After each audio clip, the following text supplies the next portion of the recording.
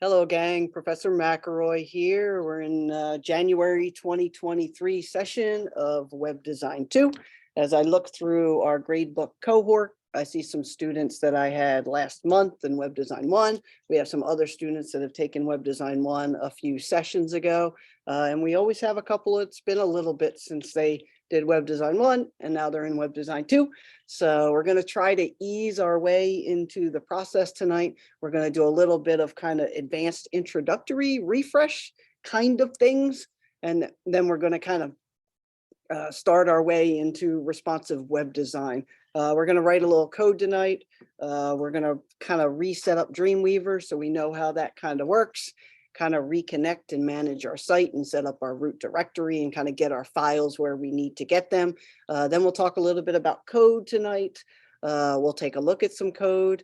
You have 2 chapters in your book to read and kind of follow along to a little bit.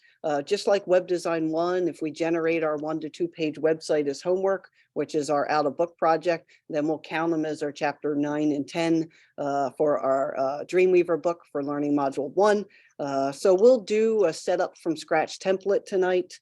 Talk a little bit about responsive web design, go over a little bit of code again, just take a look at things again.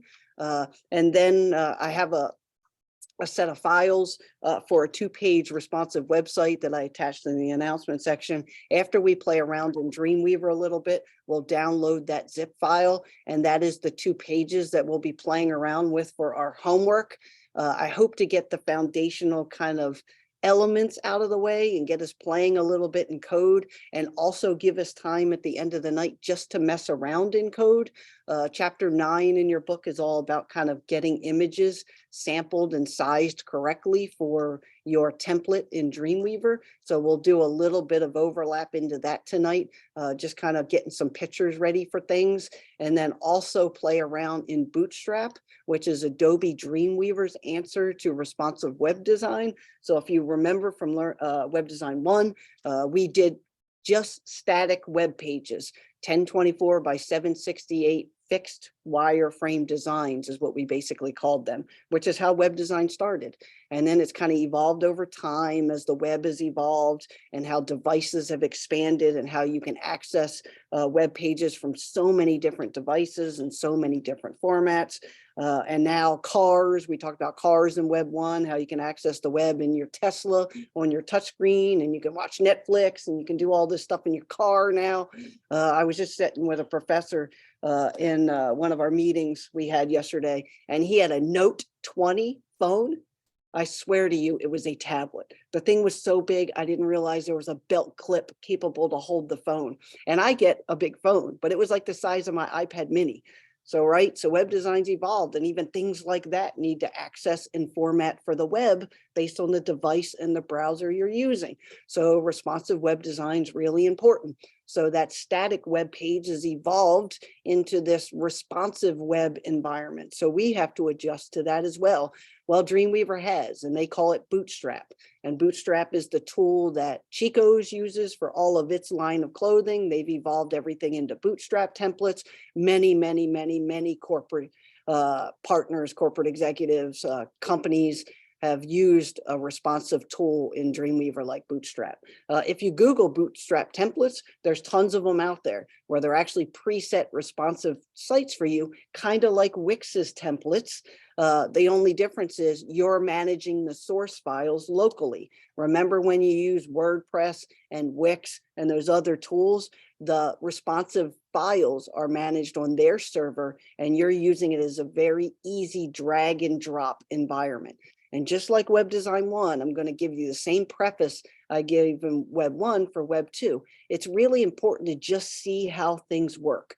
Does it mean that you're going to use Dreamweaver or any HTML editing tool to build complete websites? Maybe you are. If you're going to work in a corporation where web design is a big interest of yours and they want security and propriety and the ability to manage their content on a local server, then you're going to be playing in code in HTML world and JavaScript and style sheets locally on your computer using a tool like Dreamweaver. But if you're just, and I don't want to use the term just, but just more of a graphic designer that is building websites for small businesses, you're building them for personal use, you're building what we call brochure style websites. The ability to manipulate code is really important, but your end tool might be web-based. You may use Squarespace, or you may use Wix, or you may use WordPress. And just like in Web 1, I told you guys, I still use those tools for a lot. Like I had a friend client of mine actually last night text me while I was working at home that they rent cars out in Turo or whatever they call it. Turo, I guess it's like Airbnb, but you can rent cars. Well, they have several cars that they rent out. They live in Colorado in kind of a high travel area, and they rent out a bunch of cars, their own personal cars. And they were asking me to help them build a website to put photos of their cars online, put a QR code that someone could scan in to go to their Turo app link to like rent their cars. And honestly, I could build that in Dreamweaver, single page, have it be responsive, put the basic information they want. It's a one-page website, and build it and manage it for them. But honestly, WordPress or Wix is just as easy for them because they can get the domain name for free if they have hosting space on one of those providers. So I think it's $9 a month. So for under roughly $100 a year, they can have a Google Analytic driven one-page website that's very drag and drop friendly. I can help them build it and they can manage it. That's a better solution for them. So Web 2, we are going to explore responsive web design totally in Dreamweaver. I introduced Wix and WordPress some semesters, some sessions, as an alternate tool for the basics of web design. But when we get into 2, I want to mess around in code a little bit. And that might mean that we still keep our template environment, the one that has many pages built for us already in a Bootstrap environment, and we just edit the pages. That's okay. Some of you are going to love this and you're going to dive into the code and really start manipulating all of the tables, all the floating objects, really get into the CSS and manage effects and typesets and the whole 9 yards. You know, the H1 through 7 formats, all the header formats, all that good stuff. And that's good too. So we're going to kind of ease our way into it tonight, recap some topics from Web 1, format our files correctly for Web 2, start playing around in a very basic home page environment that is responsive so you can see what it looks like. And we'll nose around a little bit in CSS, keeping most of that CSS code locked in just so that you see how it works, because it's far more involved than a fixed wireframe HTML page with a basic CSS sheet, which we looked at from Web 1, that was just basic column background colors, basic measurements. Remember each of the boxes inside of the boxes, kind of what their dimensions are, what percentages they are on the page, that kind of thing. Well, you get into far more detailed information in a CSS file or two when you get into a responsive environment. So I'm going to ease us in this week so that we can really manipulate some code next week as we get a refresher and kind of get comfortable back in the Dreamweaver environment. 4 weeks goes really quick and we learned a lot, and everyone did such a good job with their post-course assessment, building a simple 5-page brochure style website.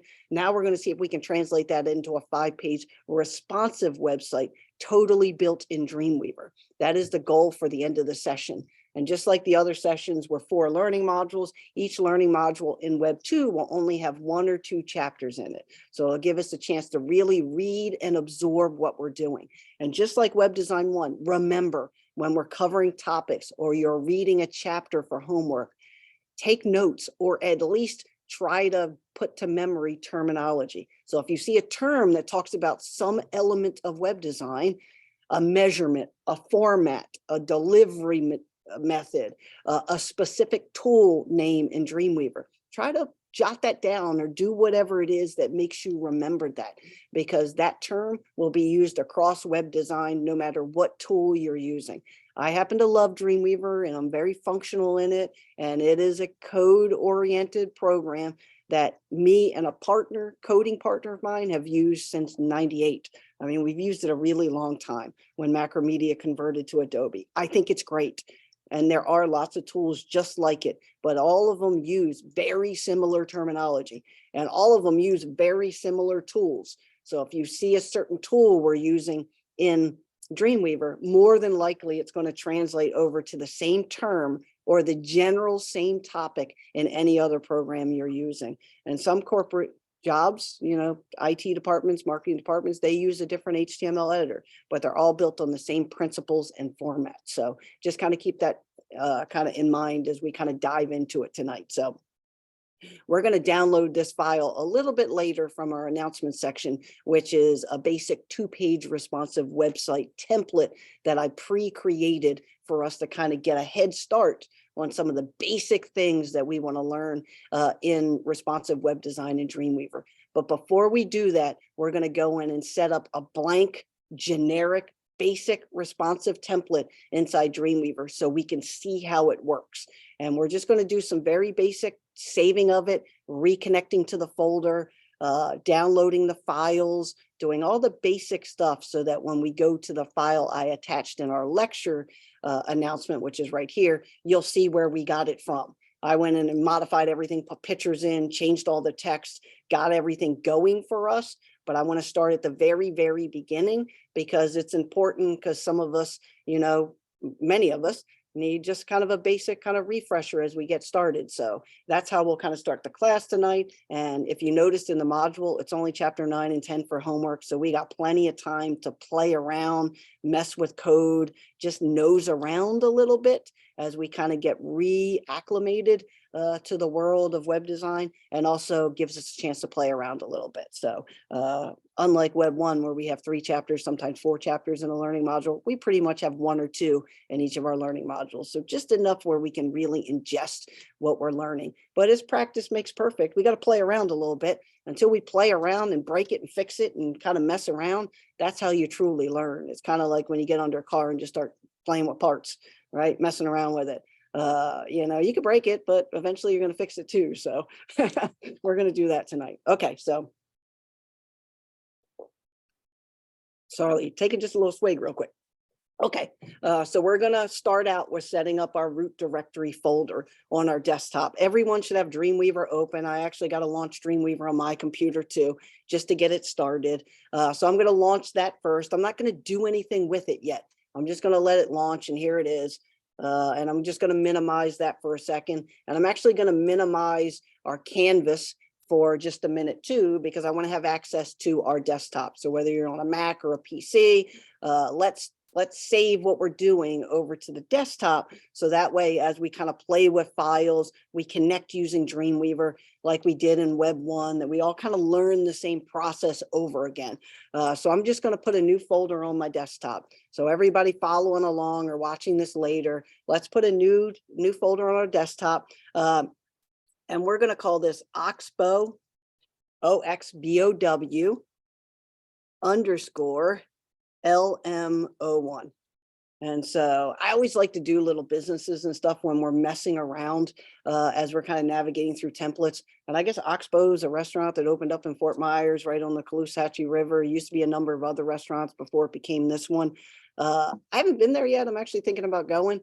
I think it's a one-off. I think it's like a first restaurant of its kind of thing. I don't know that it's owned by a chain or not, but I thought it would be fun to go out on the internet and find some pictures and resize them and start to build a basic little one-page responsive web template for Oxbow restaurant. I think it's called like Oxbow restaurant or something like that. So let's just make our root directory folder, and we'll just name it Oxbow Learning Module 1. If you're following along at home, let's add your last name to it just so that, you know, we know whose is what. So I'm going to do _McElroy, just so that we have the client name. I did Learning Module 1 because you might end up wanting to use this as your out of book project for Learning Module 1, because we're going to start playing around with this template. The pizza zip file that we're going to download from the announcement section already has 2 pages built, and that's your homework is 2 pages. So you may end up wanting to use that one instead. So if you do, we'll just name that one pizza or lunch learning module 1, last name, something different. So we have Oxbow and we have our pizza place or whatever restaurant we choose as our possible template. I'm going to start the project as part of our lecture. So we're going to play around. We're going to start building parts of the template, doing the basic stuff.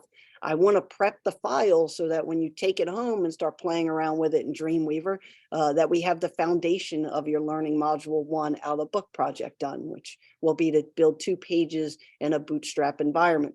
That also is a good way for us to then make sure that we cover chapter 9 and 10 in our book, which is basic image manipulation and the beginning of responsive page design. So that way you can read it, you can take notes on the terminology, but if you build your 2 pages of your out of book and submit it, you can get it counted for chapter 9 and chapter 10. So that way we can really concentrate on our out of book project. That doesn't mean we don't read our chapter 9 and 10 because we really need to make sure that we understand the terminology. But as we get a little further in the advancement of Dreamweaver, for lots of students, it's easier to play around with what I bring versus using the files that the book provides. So whichever works most comfortably for you. If you still feel most comfortably just doing the chapter 9 and 10 project and submitting that, that's okay too. Whatever is your best learning process. I try to give you as many options as I can as we're kind of starting the process. Okay, so we have our root directory. Remember that our root directory is our primary client folder.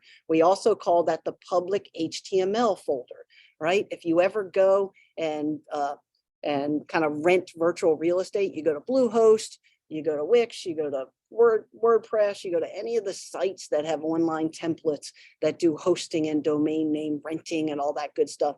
They have what's called an FTP manager. And the FTP manager is where you go in to access the files that the world sees, right? The actual HTML pages, the images, the style sheets, the JavaScript, all the stuff that makes your website come to life. Remember chip.com, right? All of that stuff, it exists in an FTP client area, which we call file management. And in that file management area, think of it as virtual real estate. You're renting a house on a street. Inside that house that's the public HTML folder. So just know when we save everything into this folder, it's public HTML or the root directory. Those are the 2 kind of universal terms they use for the client folder, where everything is that points. Remember, the IP address is that unique place in your virtual real estate that your URL, right? Your domain name, www.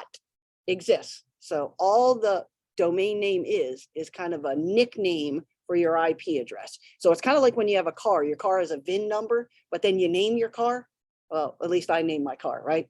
I give my cars names. So my wife has a Bronco Sport and its name is Penny, right? So Penny is a VIN number, but Penny's her name.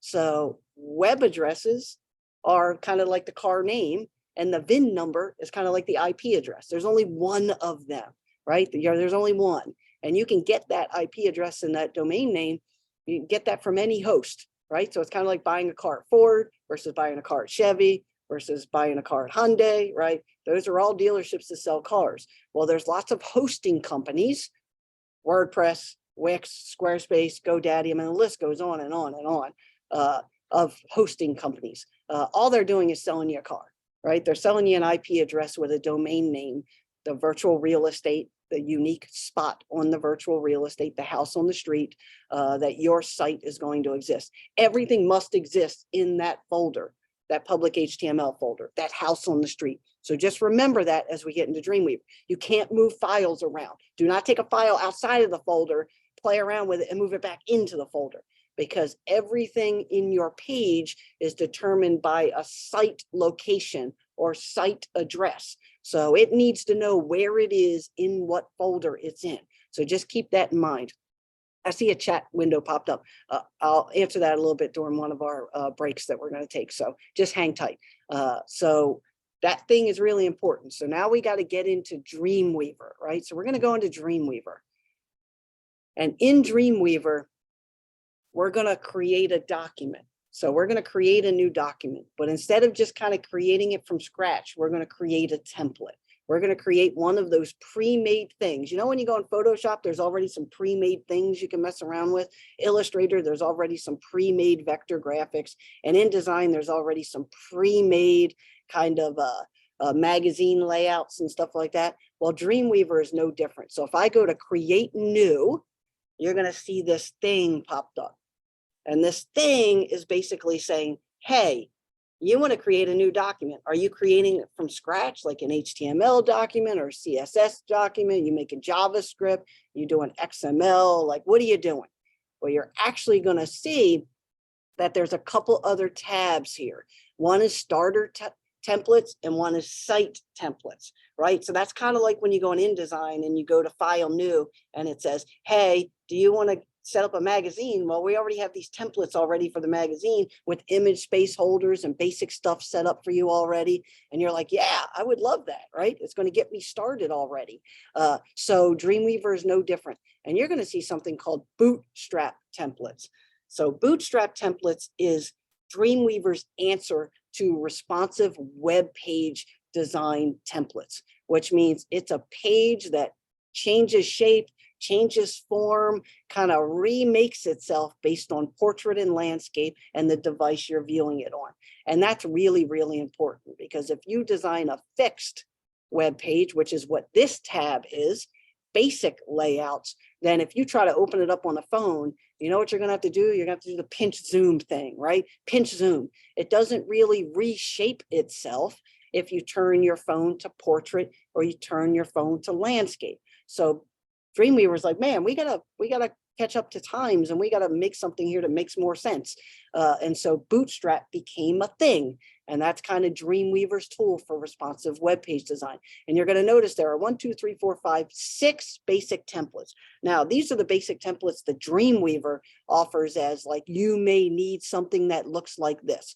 But like I said, kind of at the introduction to the class, if you Google search Bootstrap templates, oh my goodness, and put the word free, you're going to get hundreds and hundreds of templates that designers have created in Dreamweaver using the responsive Bootstrap technology. And oh man, you can really get some help building some really fancy things where you don't have to build this thing from scratch. I think you probably did notice that under new document, there was Bootstrap as an option. We could build this thing completely from scratch.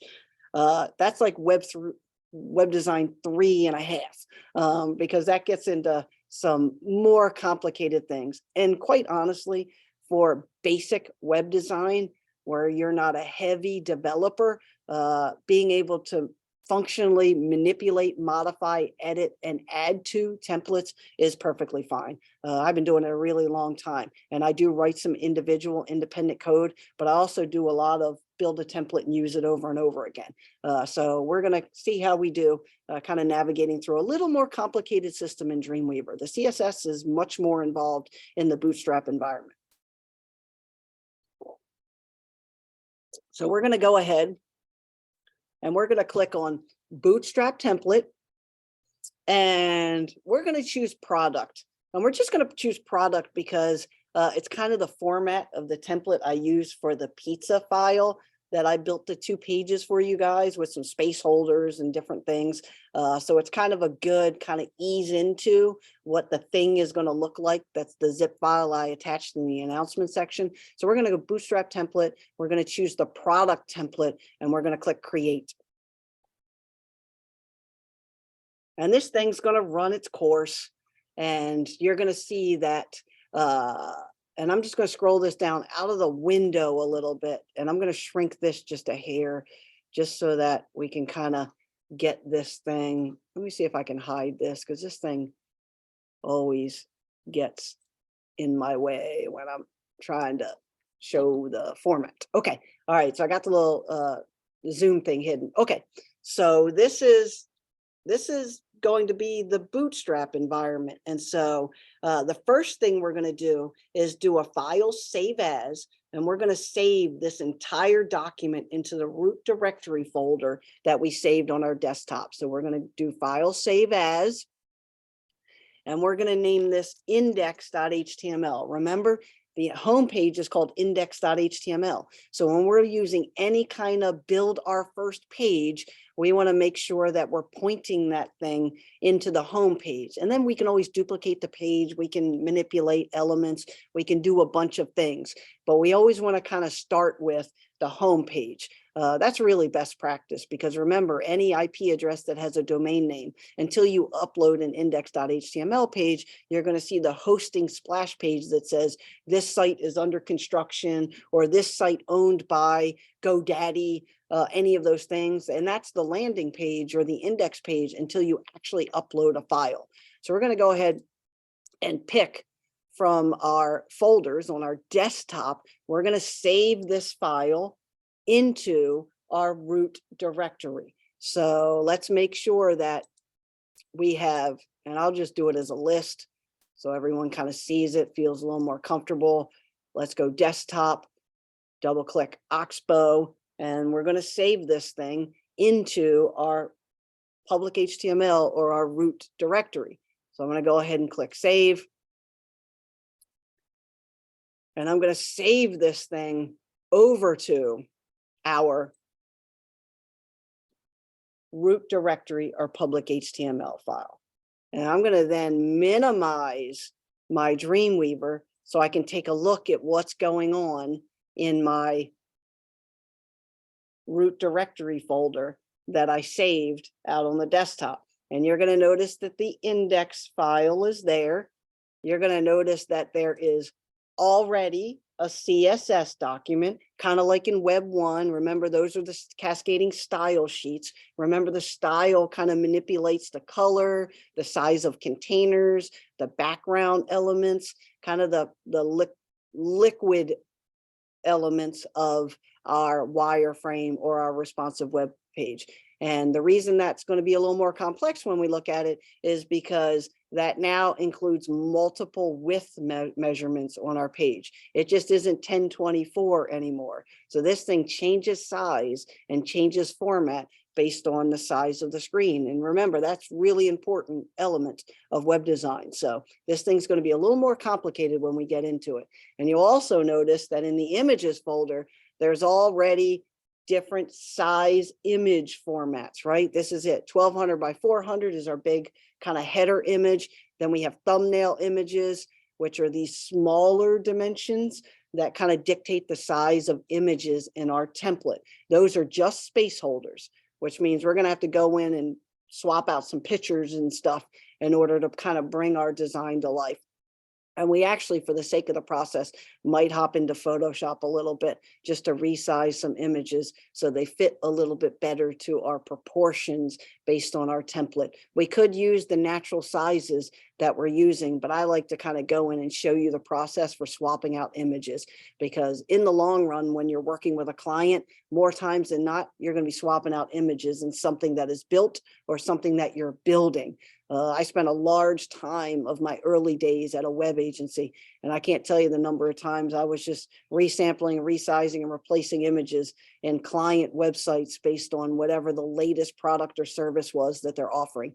And you'll also notice that there is a JavaScript area in our template that is far more complicated than our Web 1 fixed wireframe. All of our queries, all of our animations, all of our advanced scripting are all now driven in our JavaScript folder. And you'll notice it's all driven by whatever the latest Bootstrap software application is, version that's dancing around in Dreamweaver world. So, all right. So now that we see that we've created a new, based on a Bootstrap template or starter website, we open that thing up and it already pre-built, in essence, our files that we need, all the supporting files and the main homepage, all tied to our public HTML folder, because we created the folder first and then saved everything into it. That's a really important step, because you really want to start off with the relationship with Dreamweaver to your public HTML folder, already knowing where it is. And by creating the client folder first, the public HTML folder first, and then creating our page and dumping it in there, That allows us to really start the process of, this is my website and this is where it exists. Because remember, it only works because everything's talking together. And Dreamweaver needs to know where everything is so that it can talk together. That's how live view works. The reason things work in live view is because A, we have a connection, B, all the files have a relationship, and C, it can render it locally based on what it would look like if the world was going to see it live. And when you get into responsive web design, that's a more complicated relationship. So you want to make sure that everything exists in the right place. I'll say this a million times for Web 1 to Web 2, and I will still have students that save a file somewhere else, drag it into their folder, and want to know why it doesn't work. And the reason it doesn't work is because the relationship was created outside of the public HTML folder and then put into the public HTML folder. And you think because I moved it, it should know what it's doing. It doesn't know what it's doing. It only knows what it's doing based on the crowd around it, all the files, the folders, everything that exists in it. That's the reason why it works. So just keep that in mind as we're kind of navigating through. Okay, so we successfully created, in essence, a one-page blank website. A one-page blank website that is completely responsive. And I'm going to show you what that looks like in a minute, because the pizza zip file I put in the announcement section is this process, but everything swapped out. So all the things that are empty now have things in them for my zip file that I posted in the announcement section. But I want to play around a little bit with you guys with it completely empty so we can refresh the process on what code looks like, what the relationship looks like, where to look for things, and basic tagging areas, where you find things based on what you're looking for. And then we'll talk a little bit about CSS, the CSS designer, and how you can get in and manipulate some of the preset formatted objects if you know where to look for them. So that's kind of will be our baby step into kind of the end of the week 1 lecture. Okay, so we have everything set up now. So now I'm going to go back into Dreamweaver and I'm going to close my index file, right? I'm going to close my index file and you're going to see we're back to the, in essence, the start screen in Dreamweaver.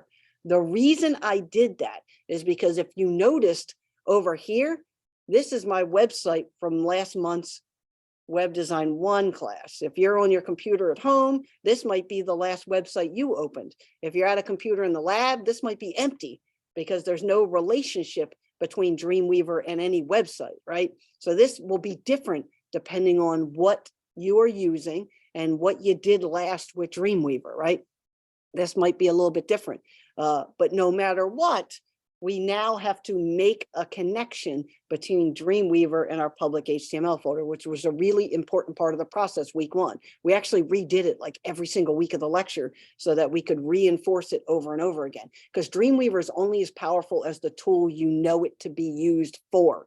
And one of the main ways to do it, to use it, is to manage files in this environment where you have a connection between the public HTML folder and Dreamweaver. Because remember, if we were to set up our FTP username and password rights, you would have a local view here and a remote view that appeared right here. And it actually shows it in your book in the later chapters, a way to publish directly from Dreamweaver up to your hosting IP address, right? We're doing everything locally because we don't have any hosting site that we're publishing to. But if you did, you would have a download arrow, one that points down, and an upload arrow, one that points up.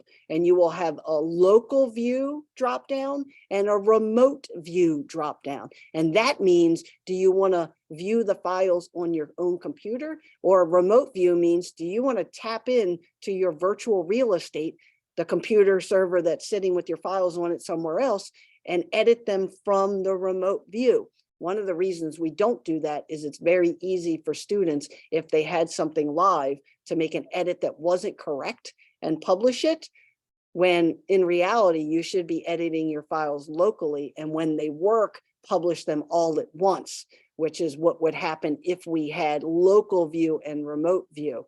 But that relationship is really important because if you have remote view activated, which means when you set up your site connection, you put the FTP username and password in, kind of like logging into an app on your phone, you can actually download all the files from the remote server to your local computer, edit them, and then re-upload them back up. So in theory, as long as you have the username and password, you actually don't have to save all the files because you can download everything right from the server. And I've had to do that. I've had clients that I've had for 20 years, and 10 years after I did work for them, they asked me if I still had the files to make a change to a website I built them 10 years ago. And I'm like, no, but if you still have the username and password, which is what I gave you so that you paid the bill when it came up, then just give it back to me, and then I can download the files I need, edit them, and re-upload them up. So I teach a lot of best practices, public HTML folders, which are root directories, save all the files appropriately, save all those as client folders somewhere so you can access them later. Also know that if you have access to the remote server, you can download the stuff and edit it and re-upload it, and you technically don't have to save it. I say that, but I can't tell you the number of clients that forgot the username and password, or they let the hosting space time out and they no longer have the hosting space. Well, once that happened, the files go bye-bye. So you really should always have the files, but just know that if we did do a site connection, you would have the ability to download and upload from Dreamweaver. Really important feature. Okay, so let's go into site, new site.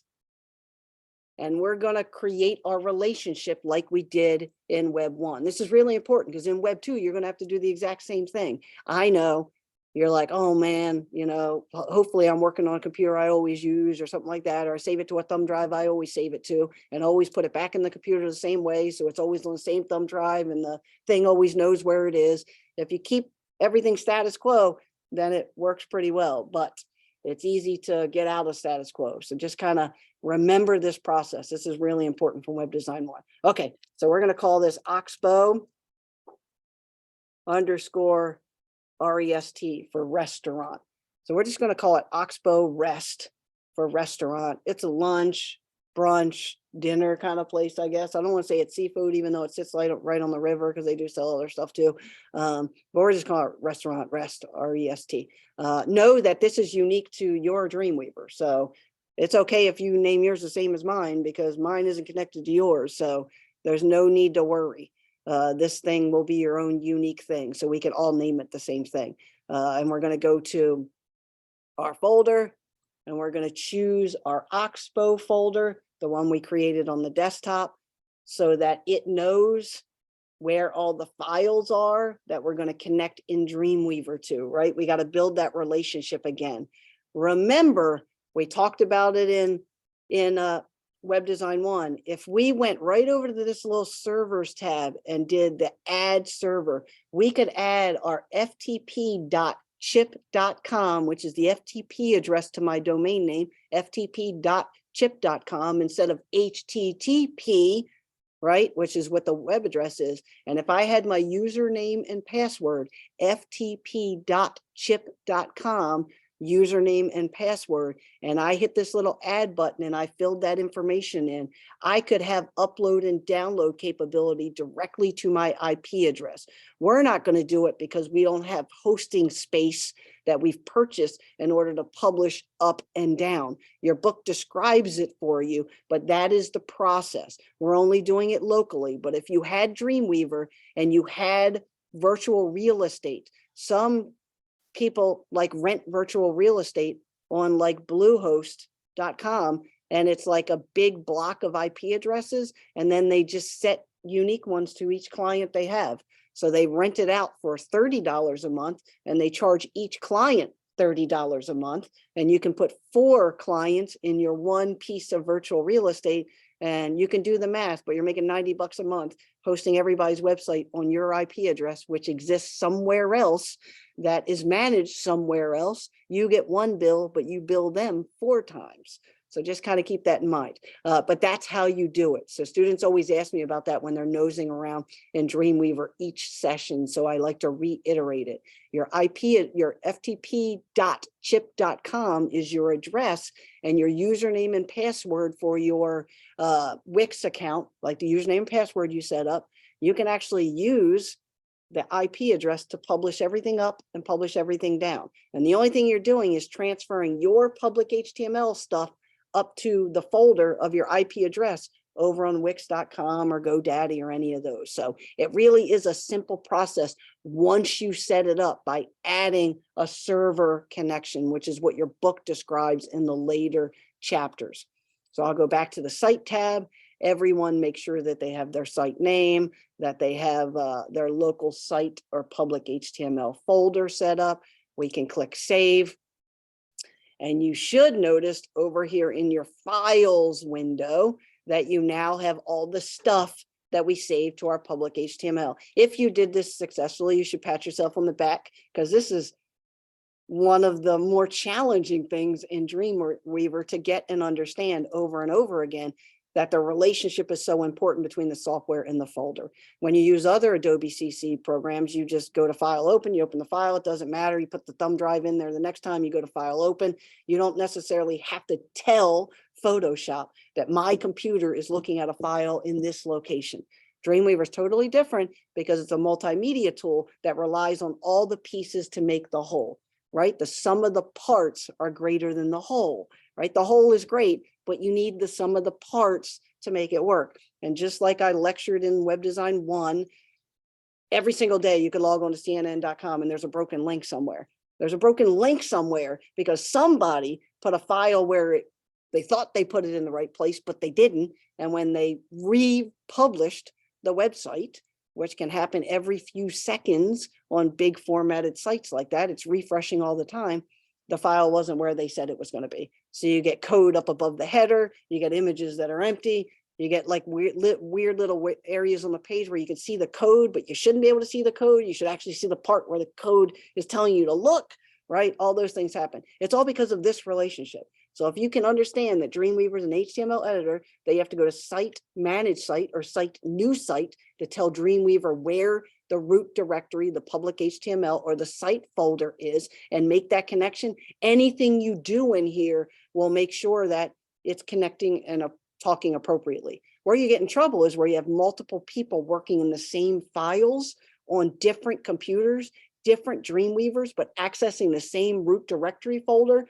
Someone makes a change that someone else thought someone else was going to make. And next thing you know, you're publishing every 7 seconds up to a website, and you're making changes that don't correlate. They don't connect. So that's the challenge. But I don't know if you've ever used OneDrive or any cloud-based storage, but places like CNN's web department, they all use cloud storage. They're all working off a file that exists on a server in-house that everyone's accessing all the files at all at the same time, which is really scary and crazy to think about. But I could be working on one page, you could be working on the other. You could be creating a link to an article that I'm writing, and everything has to work together. The file has to be named correctly, has to be pointed to the right place.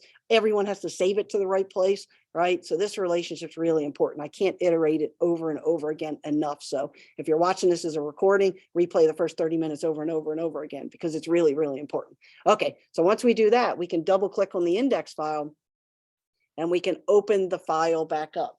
Now you might have noticed that this little nav bar got all hokey when I first did the file new template and I saved it to the folder on my root directory, but I didn't have the relationship connected. The reason I did that was because I removed it off of Dreamweaver and saved the files locally. In essence, I pulled it from their server and put it onto my server. And Live View, which is what I currently had, made it look like this. Design View, right? It didn't understand the relationship between all of the styles and my index file. So the minute I did a reconnect of my files in Dreamweaver, it fixed it all. People freak out because things go and get hokey and then they have to refresh them. You can always save your file, close your file, and reopen it, and the Live View will refresh based on the edits and the changes that you made. So sometimes you'll get something that acts a little weird and a little hokey, and it's because the relationship between the files has a hiccup, like it hasn't refreshed and saved, hasn't reconnected. Remember, we're doing this all locally. So there are some things that kind of have to refresh in Dreamweaver also in order for it to know, understand, and be able to track. Now, remember, I like to work in this standard view. And you'll notice my Dreamweaver is set up to standard view, which means I have code view, split view, and design or live view. I like to work in split view, which means I can see the actual design the way I expect the world to see it, combined with the code that tells me where everything is that's kind of driving the boat that exists on this page. So just know that I like to kind of work that way. And I'm actually going to shrink some of the live view so I can see a little bit more of the code view, right? Now, you may also notice that up here, there's a bunch of measurements of different pixel relationships, and those pixel relationships control my navigation bar based on the size of my elements inside of my page. So you're going to notice right now, I'm still in my compressed drop-down menu view, which means you don't see the primary or the level 1 navigation. So let's see what that looks like. I'm going to minimize my Dreamweaver. I'm going to go into my root directory, and I'm going to open the index file in Chrome. So I'm just going to drag it down and open it up, just so you can see what it would look like if the world was going to see my design right now. And you'll notice there's a drop-down menu, and there's, in essence, 2 level 1 or primary links, home and link, and then my drop-down is a way for me to add additional menu pages in a really compact way, right? And because my browser is expanded, you see them in traditional horizontal format, right? But if I pinch this thing over and I go past my threshold of my pixel width, you're going to notice my menu becomes what they call an accordion menu, these 3 little lines. And this is kind of the universal icon for, hey, there's a drop-down menu. And when I click on the drop-down menu, you're going to see my home button, my link button, and my drop-down menu is now in a drop-down format, which is this. Now, you might also notice, look at how my page responsively moves down based on me using the drop-down menu. And watch what happens as I pinch this thing. You're going to notice my column changes format too, based on the pixel relationship of my browser. See how the image is expanding, and then that column is expanding to one point, and then it gets a little bit bigger, but it's still one column. And then I expand it a little bit further, and it gets a lot bigger. And if you scroll down, you see how this is 2 column and 4 column. Watch as I pinch it. The 2 column goes to 1 column. The 4 column goes to 1 column. As I pinch, pinch, pinch, pinch, pinch, it reformats itself all the way down to the size that I need it to be based on my pixel density or pixel relationship. That's what's called a responsive website design. That's a really important aspect of web page design. So I'm going to close that. I'm going to minimize my Canvas browser, and I'm going to go back into Dreamweaver, because you're going to see these little thresholds, 576, 768, right? These are all my thresholds for my pixels. And that was the formatting change you saw based on me squishing in and expanding out my web page. It's all controlled by that relationship. That's responsive web design. It's also controlled in my JavaScript and my CSS effects. So all the stuff is working like singing like a choir, right? It's just not one lead singer. Everything is singing together, and it has a really nice sound to it. The reason is because everything in responsive design from 576 all the way up to 1024 resizes it, reformats itself based on your browser proportions. So if you're striving to be a web designer, this is an absolute must. You have to be able to build or understand the relationship of kind of the liquid format of web design, how it changes based on its resizing. You might end up using WordPress or a cloud tool, but they're built exactly in the same environment, the same relationship, the same format. So if you know where the elements are, what you're looking for, then it makes it a lot easier in the world of editing. So yeah, we're going to build some things from scratch, but just knowing what you're looking for is really important in the process. Okay, now let's talk about what's available on our index.html file that is the same as our fixed wireframe, right?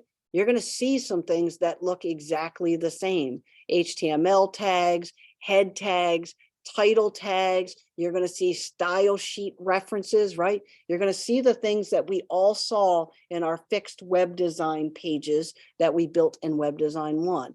And I hope you remember that the title tag is the thing that exists in the tab of your browser, right? So it's the name of the page.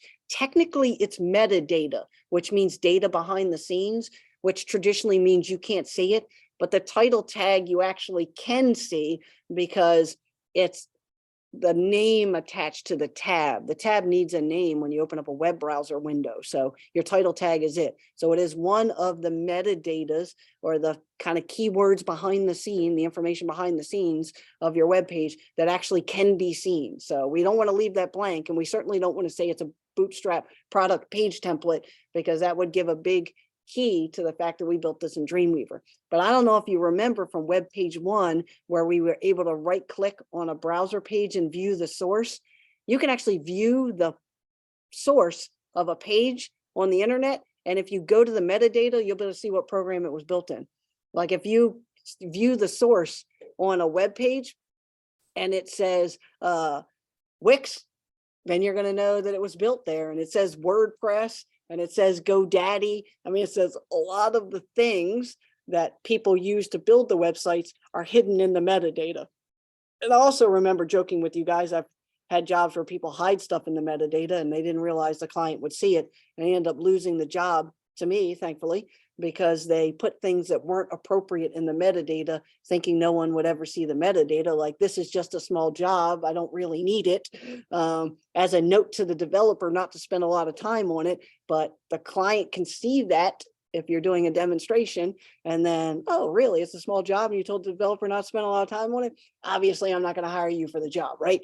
So just keep that in mind. Metadata is viewable. Even the locked pages out in the world that are password protected, you can still see the metadata. It doesn't hurt to see the metadata. It doesn't give you username and password information, so it's not like you can get in and do anything, but you can go in and copy it and paste it in the Dreamweaver and play around with it, which is pretty cool too. So, all right, so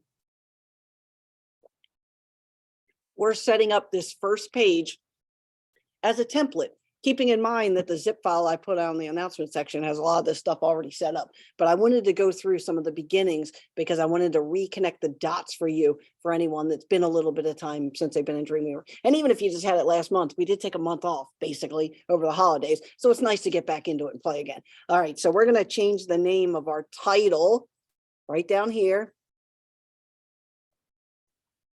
to Oxbow Fort Myers. Oxbow Fort Myers. I believe there's only one.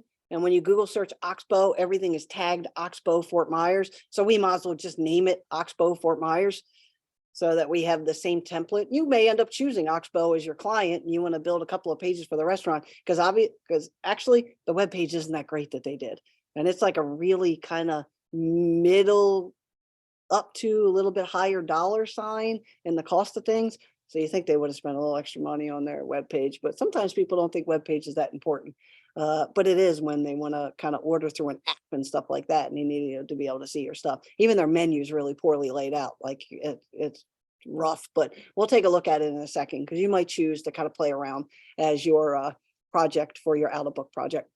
Okay, so I'm just going to scroll down a little bit, and we're just going to learn about some of the elements here of web design and go through and edit the HTML on this index page. We're going to start manipulating this so you can remember it, kind of do a refresher. So when we download our pizza zip file, all that stuff's already set up for you and you can go in and play again with it.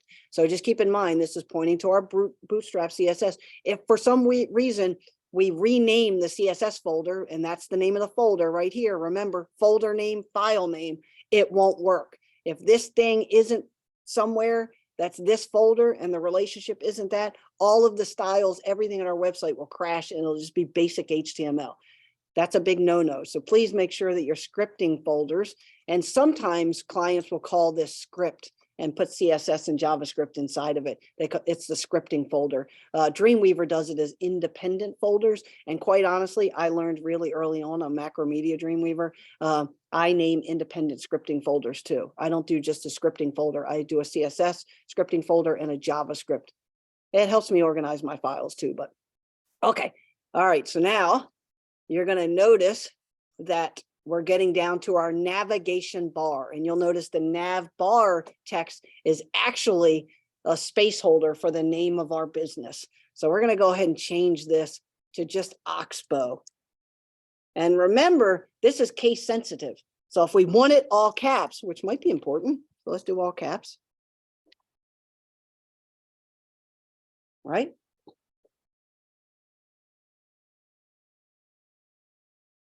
Oxbow Fort Myers, or we could do the fancy little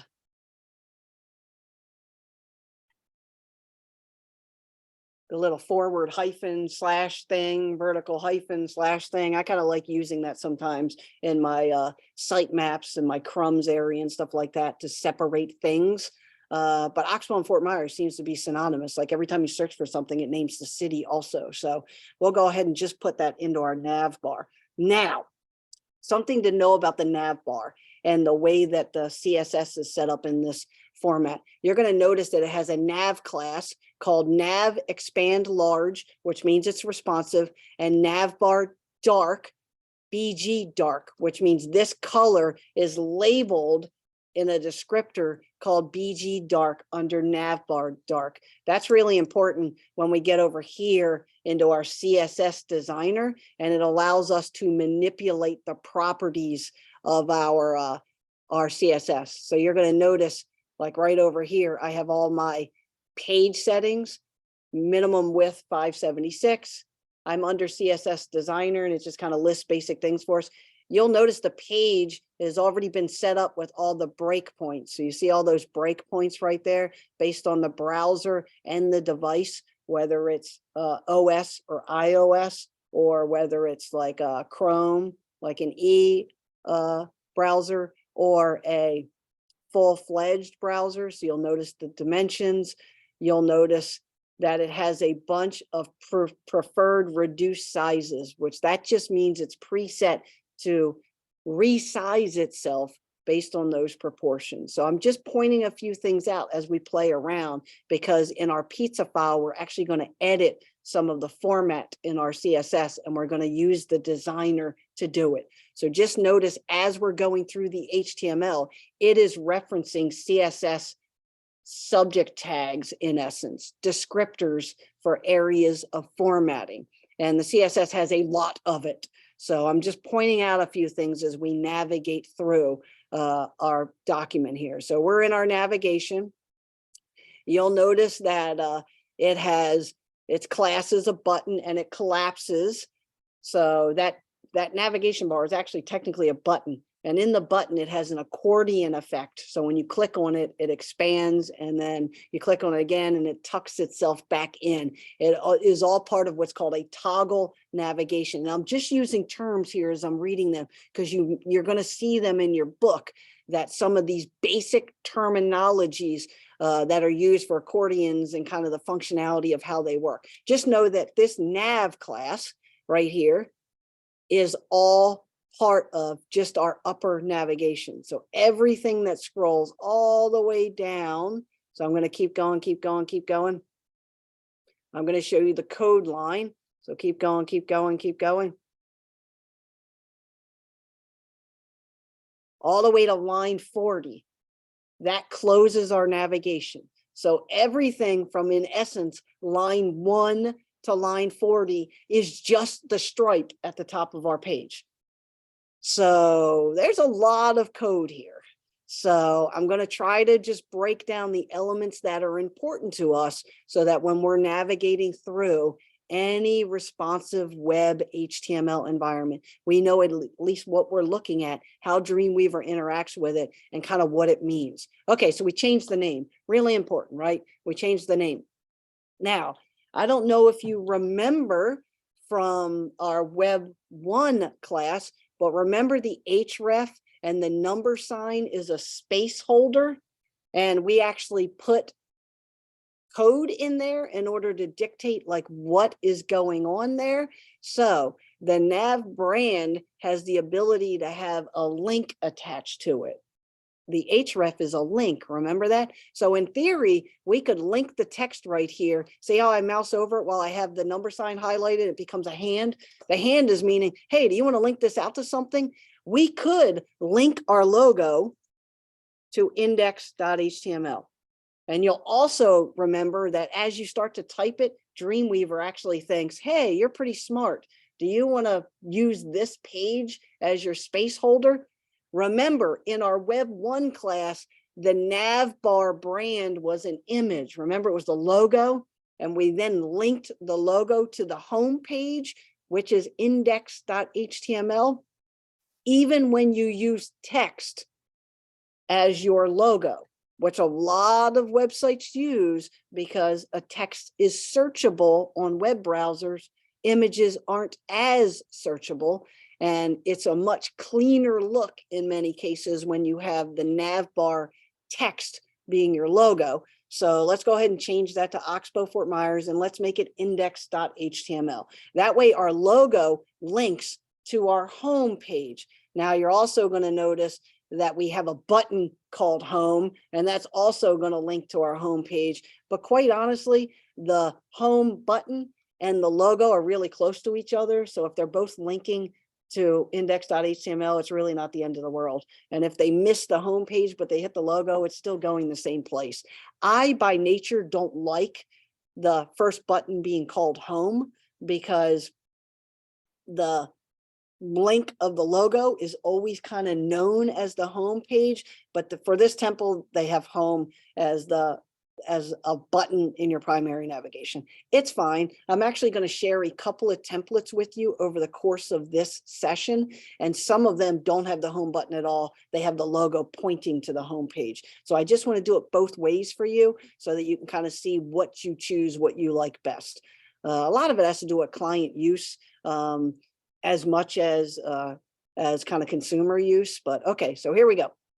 So we're scrolling down and we're starting to manipulate some of our files. And you'll notice that we've gotten to our active links, right? Navbar, auto, active links, nav item active. And you're going to notice the first button, which says current, is our home button. We're going to leave it as our home button, but we're going to change it to index.html as our href, right? Our link. And you'll notice it pre-fills it. But I want, for the sake of what we're doing, I want to change this to all caps, just so that we're making changes to our template so I can see that everyone is making a change. So in line 20, which is our primary navigation, nav link, A class, we're going to make the text for home all caps. And we're also going to link it to our home page, which is index.html. And remember that from our previous class of the home page, the splash page, the landing page is all the same term for the index.html file. And also notice when you do www.chip.com, you're actually opening up the index.html file. It's just a mask of it. The URL is tied to it as your domain name. Okay. And so now we're going to go down to our second link, which is currently named link, and we're going to name it about us. And we're going to keep that all caps. Remember, we want to keep it all caps because we want to make sure that the buttons are the same. Remember, case sensitivity is really important. I was doing a document the other day and it was shared by a bunch of people. And I finally had to do like a group chat and say, it's got more than one voice. When everyone's writing a part of the document and we all write differently, we're all from different places, especially in Florida, we're a melting pot. So everyone writes differently. They kind of use words differently. And so now we have 9 different voices going in one document, and it's supposed to sound like it's written from one person. So finally, we agreed to having one person who would take a look at the writing and re-wordsmith it so it sounds the same. Right? That's really important in web design. It needs to sound the same and it needs to look the same. So don't be changing case sensitivity. If you use punctuation, use it everywhere. If you don't use punctuation in your H1s, your headers, don't use it everywhere. And I just looked at a file the other day. Oh, I was doing a different project with a different class, and They use punctuation in everything they use, but they remove the period in all their headers. And I'm like, well, why are you doing that? It looks very awkward that half the headers have periods and half the headers don't. Well, the home page is the main page and we didn't want it to have punctuation. Yeah, but you used it everywhere else. So just be consistent with how you use it. Okay, now we're going to scroll a little bit further down and we're just looking at things that we've seen before, but we're doing it as a refresh because there's a lot more data going into what's happening than there was in our fixed frame, right? We're still doing our toggle. We're still doing our links. This one's our nav drop down, but I'm going to change drop down. Remember, it was a button you clicked on in the nav and then there was stuff under it. Well, let's change it to menu. Because if you were on a website and you clicked on menu, it would give you brunch, dinner, cocktails, it would give you other things. So if you notice down here, we can choose what's under the menu part of the drop down. And what's under the menu part needs to be brunch, needs to be dinner. And now there is a sub indent to the dinner button in essence. So, and we'll take a look at the menu here in a minute, but there's a sub drop down. And so I'm going to put something else here. I'm going to change it to drinks.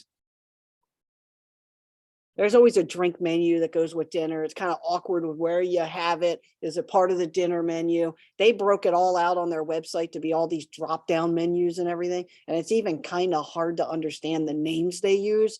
So we're just going to kind of rename some of this stuff. So that's our nav so far. So I'm going to go ahead and save it, right? File, save. I'm going to minimize Dreamweaver and I'm going to go back into my document just so that you can see my root directory folder that it just saved itself at 737. And so now if I open this up inside of my browser, you're going to see About Us, Home, Oxbow, Fort Myers, and a menu drop down that says brunch, dinner, and drinks, right? And you're going to see if I minimize my browser, it still works. Accordion with the button, Home, About Us menu, click on the menu, brunch, dinner, and drinks, right? So a lot is happening here, and we were able to edit it in the first 31 lines of code. And we're only editing the non-style sheet elements of our home page. We're only editing what's unique to this page. So remember, that's text, pictures, button names, right? That sort of thing. The accordion effect itself, the background colors, the browser colors, the container boxes, a lot of that stuff is driven by our styles that are set up on these things right here. So right now we're only editing the home page. Remember that, only what we can see for the world. Now, I'm not going to go in and change the hrefs for all these pages right now, but no, this should be brunch.html, this should be dinner.html, and this should be drinks.html. The reason I'm leaving that blank is because you may want to create a client out of this file, and just remember that you got to go through the code. Like, we're not going to fill everything out for you so that it functionally is perfect. I want you to do a little hunting and pecking in the code as well. So remember, hrefs should not be $signs, right? Now, the menu button right here has a number sign. That's because the menu button itself doesn't point to anything. That should stay a number sign, because if I change that, then my drop-down menu wouldn't work, because it would be pointing the menu button outside of the menu drop-down. It will change a bit of the functionality here. So just keep in mind that we're changing brunch, dinner. Okay, for the sake of it, I'll put brunch.html here so you remember. Brunch.html. Also remember that there isn't currently a brunch.html. So keep that in mind too, right? We don't have an HTML called brunch yet. The only HTML we have is index.html, right?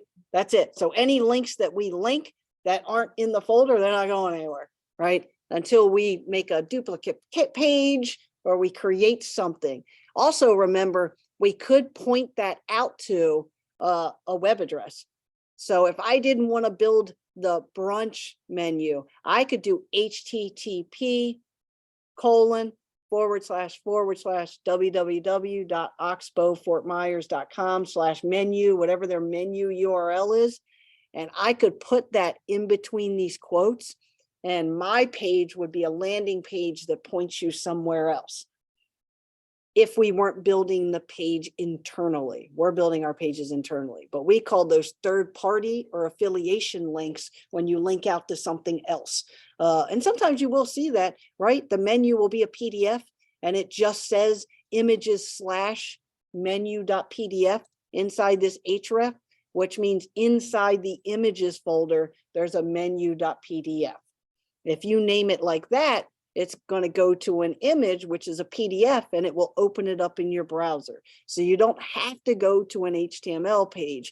But when you're surfing the web and you're clicking on things, make sure you check the URL and see where it's going. It's a really good way to learn. Is it going to another site? Is it going to a page that just is inside this site? You know, where is it going? That's a really good way to learn, you know, what things are happening where as you're navigating. Okay. So I'll do the first little space holder there, and we're going to keep scrolling down because this is really kind of the beginning of kind of important part of the process. So now you're going to notice that the next thing we run into is our search menu, right? And it actually says search in the button, and it drives itself to a search form in order to generate our web-based search. Right? And this is a template. So we're going to leave it as a search button because we could change it to web, or we could, there aren't many terms on the button for search. It pretty much says search. So let's just keep it as search, but I am going to change it to uppercase. Just so it looks a little different, right? We're doing case sensitivity. So let's make it all uppercase. You're also going to notice as we scroll through this thing, there isn't a whole lot that exists on the home page. Like there aren't as many lines of code as there are on like the CSS file and things like that. So getting comfortable with the basics hopefully doesn't get too crazy for you when we go into the CSS. Now, we're going to hopefully remember things from Web Design 1 that H1 is the largest header size that you can do through the H1 through 7, right? And that's how we control size. And you're going to notice right here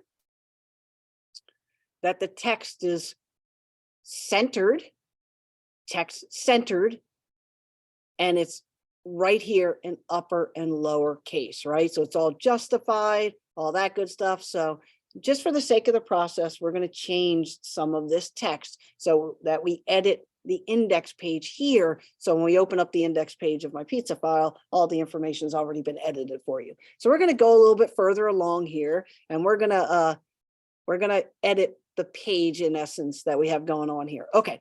I put an image in the background. I did some different things. There's actually a gallery and all kinds of stuff on the pizza one. Just know that it's in essence this Jumbotron area, this main image area in your div class. Okay. All right. So now I'm going to go out to Chrome and I'm going to open a new window, because just like in Web Design 1 class, we're going to go over to Oxbow's website and get some content to add to our website. So I'm just going to go to oxbowfortmyers.com, oxbowfortmyers.com.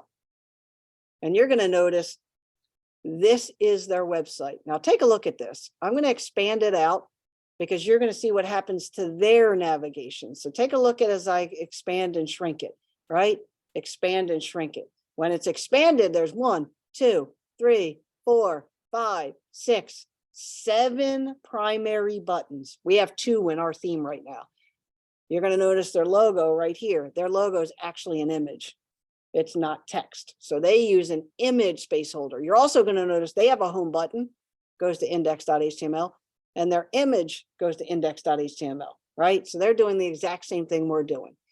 Now, when you kind of compress this thing in, you're going to notice it goes to accordion just like this. When you click on the 3 lines, the image bumps down and there's their accordion menu. Now, the properties of the CSS in here has a little dividing line in their template versus ours. This is just having a borderline of one, a color equals FF, which is white. So just slightly different formatting than ours, but still the same idea. They put a cell padding above their page. Remember the margin that we set to 0 in our fixed? They put like a 40 pixel margin so they could write text above it. That's the only difference from ours in our nav bar area. Now, when you scroll down, you're going to notice theirs has a little animation JavaScript. It's got some basic text, some images. And you scroll a little bit further down, and they have a button called menu. This is very similar to our format. It's an individual page. It has buttons, has a little bit of image gallery, and it has a footer. You'll also notice there's the web company that designed their website with their social media links and all that good stuff. We actually have space holders for social media links in our template. Bootstrap has a space for that and all that good stuff. Okay, now I need some text for my H1. I need some stuff. So let me just see if they have anything good here. I'm going to take this text, dive into. So is it dive into or dive into? Isn't that interesting? Dive into fresh seafood or dive in space to free.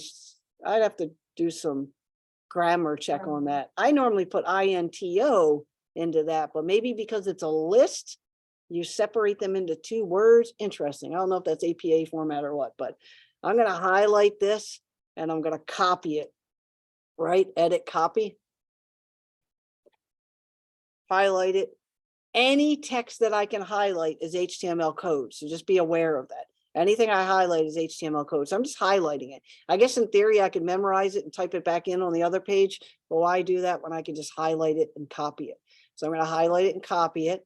Now, remember from Web 1 class, I really like to use the code side of things when I'm doing things like copy and paste, because remember when you copy from a website, I'm in line 45 of code, it can take the formatting. So if I copy that and paste it up here in my design view, it'll carry some of the metadata sometimes and reformat it based on what I copied out of the web. And that's the same for Word documents that are XML formatted, Excel file sheets that are tables. If you copy that stuff out and paste it in Dreamweaver and you don't strip the code out of it, which means you paste it in Design or Live View, it will reformat itself for good or bad. So just know that for me, when I'm manipulating templates and I'm pulling things from Word documents that clients give me, or I'm scraping from a bad or beta website, I'm pasting in code view. So I'm going to paste that down there, and you'll notice that it drops right into my paragraph there. Now, in the template I created for you a little bit further along in this process, I put a gallery image in the background and I did some different things so you don't have just a space holder there, because that gray box there is a space holder. I kind of filled that in for you. All right, now we're just going to go down a little bit further because we're just looking at what we have going on here, right? We're just taking a look at the code so you know what I'm looking for and where I'm looking for it. Now, when I click on my container for H1, it's going to show you the style attached to that box. So you're going to notice it's an H1 format and it's text centered. Just know that those attributes are what are associated with any given element that I'm messing around with. And you're going to notice that I have justified content inside of this container box. Remember, the divs are like little containers floating in my document. So you're going to notice that it's justified format in there. And if I click on my button is a primary button called button large. Those are styles associated with this particular button. I'm not going to get too much into it as we start the primary kind of connecting with us, but you're going to notice that this buy button here has button large attached to it. So you see button large attached to it.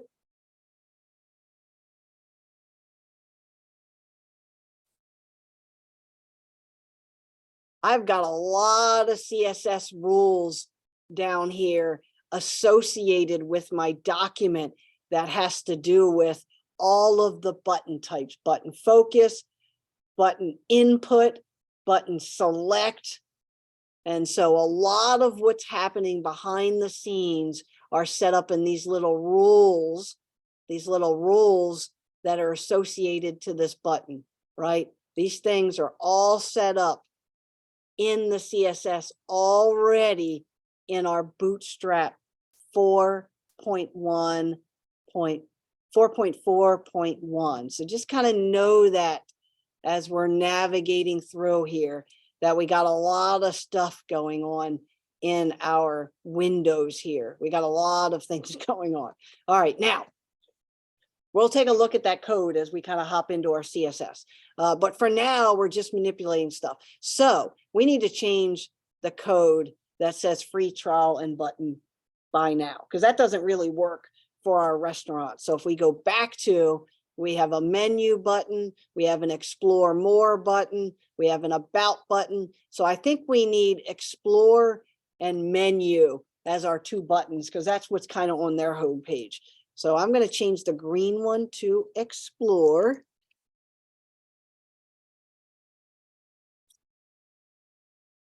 And my buy now to menu.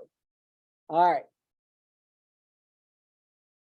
So hopefully everyone's kind of doing okay as we navigate. Remember, I'm recording this, so you can always play back kind of in slower speed as we kind of navigate through here. But I'm just trying to get the basics of this setup. So when we take a peek at the index file and the other file I have set up in the already built template, that we're looking in the same place for the same things, because it's built off a Dreamweaver template.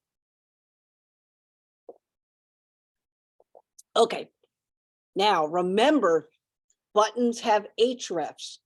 So you're going to see that this one, these two also have hrefs. So menu should definitely point to menu.html. Remember, keep the names the same as the button. So menu should go to menu.html. Explore should go to, so let's see where their explore goes. I'm going to try to keep the same general formatting. Theirs goes to retail and rentals.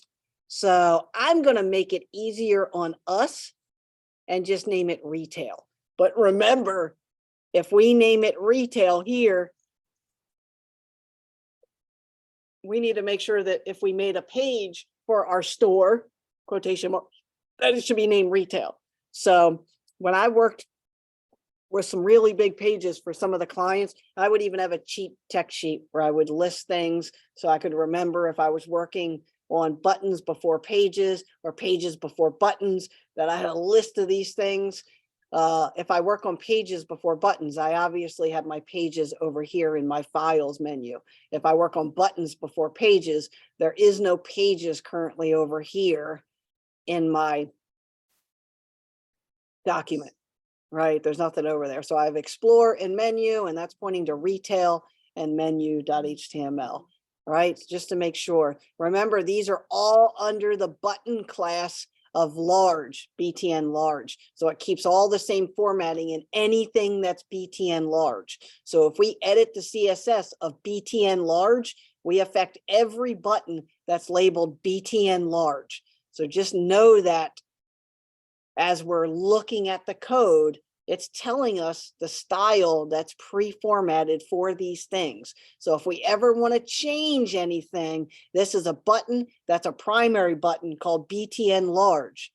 Both of these have the same formatting of BTN large, just so that you know that.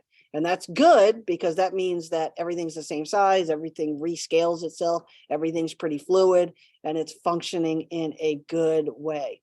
Now we're going to scroll down a little bit further, and you're going to notice that we have now dropped into regular paragraph size text. Basic, what we call body text. You're also going to notice there's no formatting to that written here, as in H1, H2, H3, H4, H5, H6, H7. It is just basic paragraph text, which is called text centered in this case.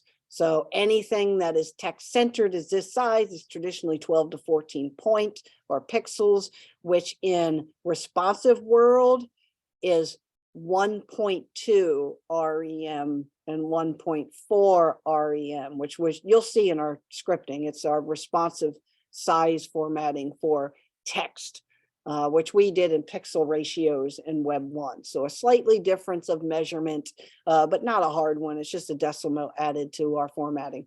All right, so now we need a little code behind our Explore and menu. And so let's scroll down and let's see if there's any other text that might be nice to include here. It's a small paragraph.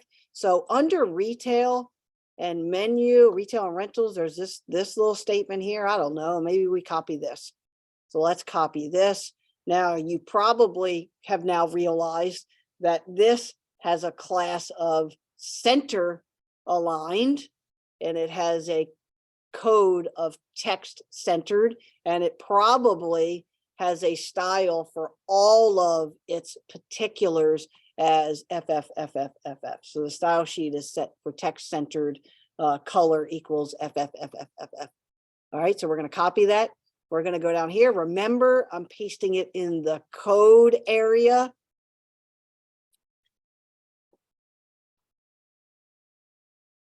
You see some interesting things that designers do. You see how Florida is capitalized and golf isn't, but coast golf is, but coast isn't. Gosh, if you're going to capitalize as a title, Gulf Coast, you would think you would put a capital C there. That's just me being a stickler. But when you use something as a title, like a person's name, a location, you traditionally use case sensitivity, upper and lower case. So if you're going to name it Florida's Gulf Coast, coast should be a C too. I don't know. I'm just a stickler on those kind of things. I guess in the theme of things, it's not really that big a deal, but you might as well make it right if you're going to make it right. All right. Now, as we scroll down a little bit further, you're going to see there's an image space holder called 1200 by 400.gif. You also notice that you may remember from Web 1, GIF is a really compressed image format for the web. JPEG is probably the next best thing. It's RGB in color mode. It's compressed, but it has more detail than a GIF. The difference with a GIF is it's transparent or can be transparent. Then remember, after GIF comes JPEG, after JPEG comes PNG, and PNG is a compressed file format in RGB mode that has better image quality, but can be also transparent, which means it's the best of GIF and JPEG combined. PNGs have become very popular in web format. Now I'm starting to see what are called WebP formatted images, which are what certain browsers like Chrome do to images to compress them and also give some level of security. You can't easily open WebP files until the most recent Photoshop update in Photoshop. It required kind of a workaround to get to the image. So even now they came up with a new classification image they thought would help lock the image. And now Photoshop's like, no, you can't lock the image. We'll make a format for opening it. So I believe the latest update of Photoshop now lets you open a WebP formatted image, but you may notice some of those when you're dragging images off your browser. If you're using certain browser formats now, I actually grabbed the logo the other day from Oxbow, and that's a PNG, but then I tried to grab another image and it was a WebP. So I guess they haven't caught up, or they didn't realize the logo was still a PNG when it should be a WebP formatted image. But just to kind of give you the idea, remember this is in the images folder. It is named after its pixel relationship, 1200 pixels by 400 pixels in a highly compressed format. You're going to notice in the file I put in the announcement section, I already slapped images in the space holder. So for you as a student, you're just replacing one image with another image. We are going to open up Photoshop and replace an image when we get into our pizza file, just so that you can see the possible different ways of doing it. You don't have to use Photoshop. You can use any photo image that program that lets you resize and crop. If you can resize and crop, what you can do on your iPhone, really, you can replace images. I'm just going to show you some of the ways I cross over in Adobe CC to do different things. Okay. You'll also notice that it has a class of fluid, which means there is a resizing component to this image. So the largest size is 1200 by 400, and then it shrinks, resizes based on changing the proportion of your browser size. Remember when I shrunk it down, it resized a little bit? It resized based on a preset image fluid class for images. So just know that. So as long as we replace this and we put another image in there, that's 1200 by 400, it'll resize itself fluidly, just like all the other images. So it's just important to know that that thing's happening, that it's a table, in essence, a box that has properties inside the box. And those properties all are classes, preset things that control the behavior or relationship of those things. So I'm pointing to you to where the kind of the identifiers are, so you know where they are. So when we get into CSS and some of the slightly more complex things, you at least kind of can hunt around for the things you're looking for and kind of know what you're looking for and where you're looking for it. Remember, we have space holders down here in our assets for each of the proportion sizes. So we'll see the space holders in different places based on that. Okay, so we're going to scroll down a little bit further, and I'm going to scroll down a little bit further in the image so you can just see what's going on, right? So now we have a new container, center text, right? Center text with basically H3 size headers, but standard paragraph size descriptors, right? So I'm going to scroll down a little bit further just so that you can see. The column is divided into 2 columns inside the container. The left column is an H3 with a button called tutorial, and the right column is an H3 with a button called documentation. So the beauty about live view is that you can see what we're looking at in both locations if we scroll together.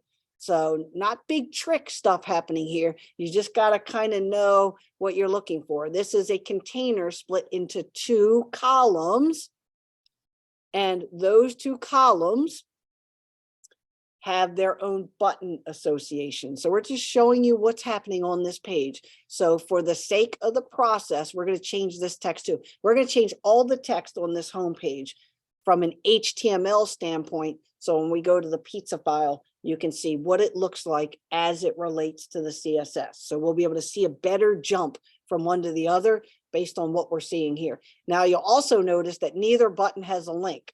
So they animate, they actually darken, and that's part of the CSS, but they have no links.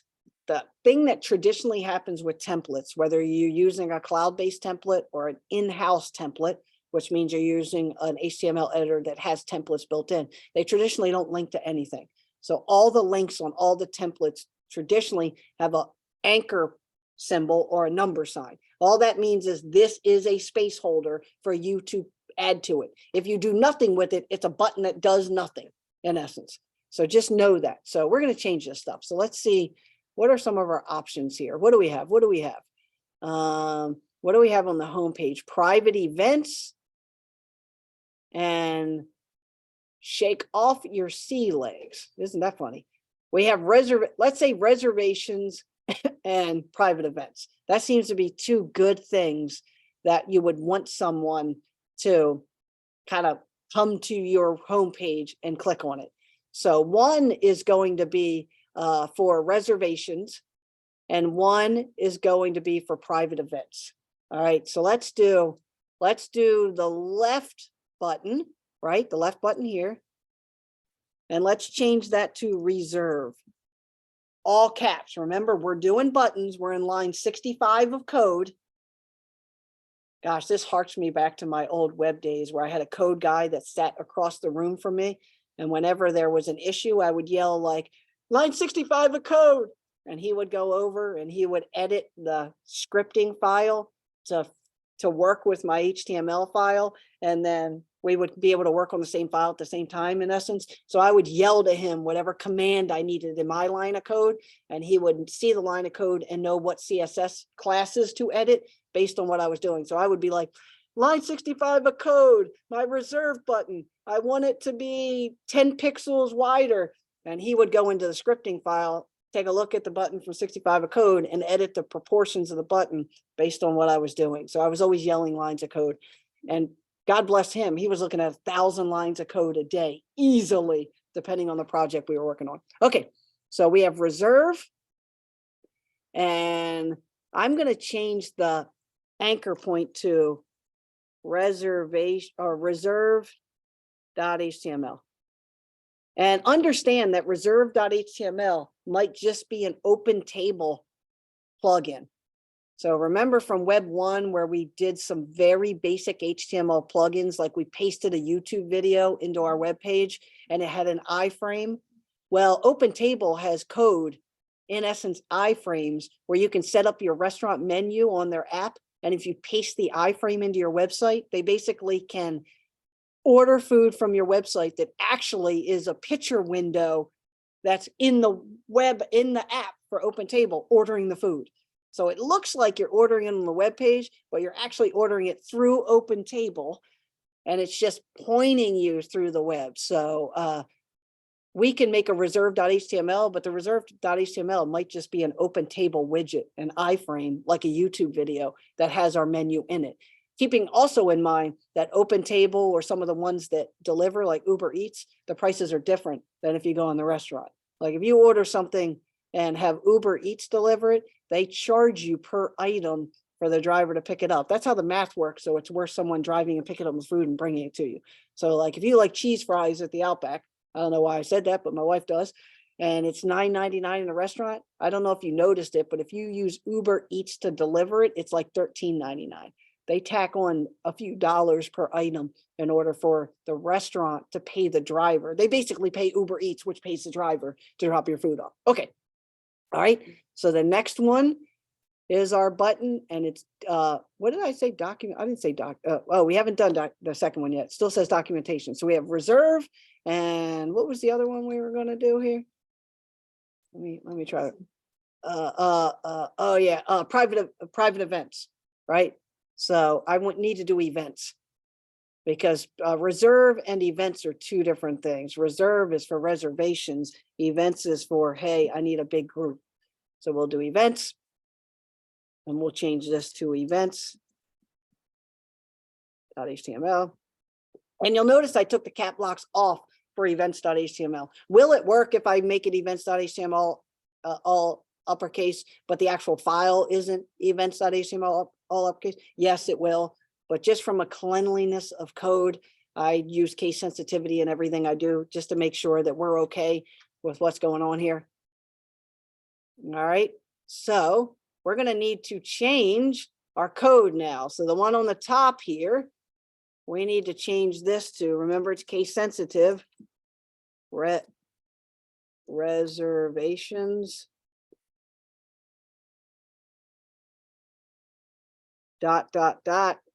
And I'm actually going to paste their actual address for reservations. So I think somewhere down here is their address. Oh, it's at the very top. So I'm going to highlight the address right here with the phone number, and I'm going to copy it. And I'm going to dump it in under reservations.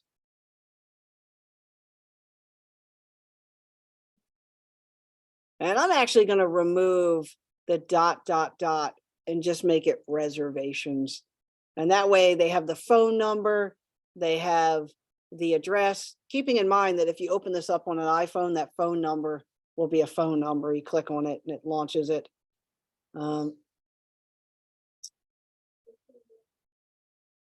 So I have reserve as the button, reservations at the top. I don't know if that's appropriate language for reservations, because what did they have?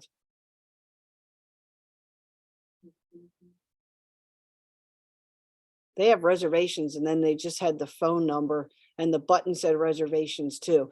Our template has an H3, so I'm going to keep it kind of redundant and have it say that twice. And then under my other button, I'm going to change the title to private events.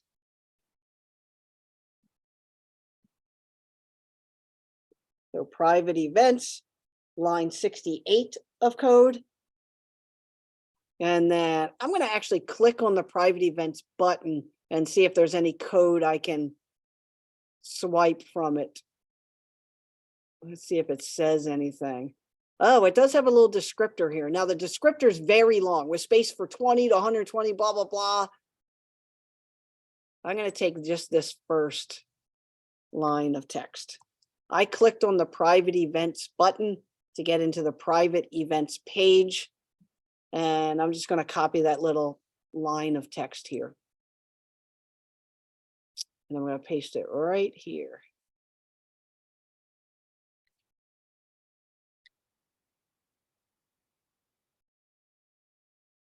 Now, my OCD would make me want to have these buttons closer together.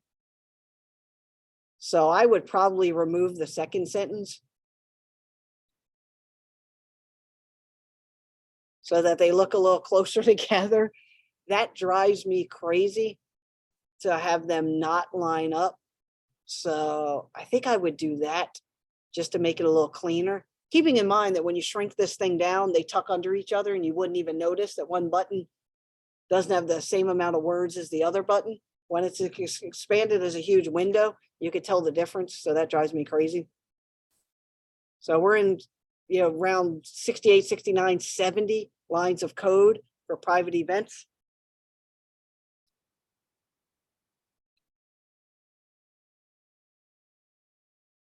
And I'm scrolling down a little bit further to our next block of text, which you're going to notice now is basically, so take a look at how this has changed. It's now 3 columns, 3 rows. So you see it, 2 rows, 3 columns to make these boxes. And those are bigger headers. So you can see it in our code here as we get to container 75 in essence of code. And we have 4 boxes to deal with. I'm not going to edit those 4 boxes because you can see how we're navigating down our code based on our layout. I just want to point out a few more things as I'm scrolling down my code. So I'm going to bypass those little boxes. There's basically 6 boxes here. They would be really great for describing parts of the restaurant, outdoor seating, maybe bar seating, just different elements of the website. It's just showing you that it's blocked off those containers, this thing right here.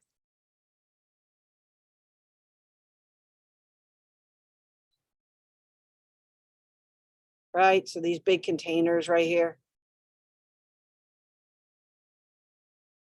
So I'm going to scroll down. I'm going to go past that, and I'm going to go down to our next thing, which you're going to notice is another container with a centered text that says video tutorial. I don't know if there's any videos. Do they have videos or anything on this site? Nope, I don't think that they do, but they should. I don't think the about has a video about the owner or anything, which would be pretty cool. So we're going to change the video tutorial text, and we're going to do NBC does like NBC reviews. They go and they do restaurant reviews. So just for the sake of the process, I'm going to do NBC review. I guess I should put news, NBC News review. Because they did go there and they do have a review. They just chose not to put it on there. So we could, if we wanted to, go to YouTube and add the video for NBC or any review for that matter. Maybe Diners, Drive-Ins, and Dives stop by. I don't know. Maybe somebody did. But that would be a really great place on the homepage. People like videos. So I'm actually surprised they don't have some motion something other than the gallery. Okay. So we're navigating down, and you're going to notice, right? Here's our iframe, just like we did in Web 1 class, right? There's the embed code. So if you went to YouTube and you went to the source code and you went to embed, you can copy the same URL and put it in there, right? Slap the same thing in there.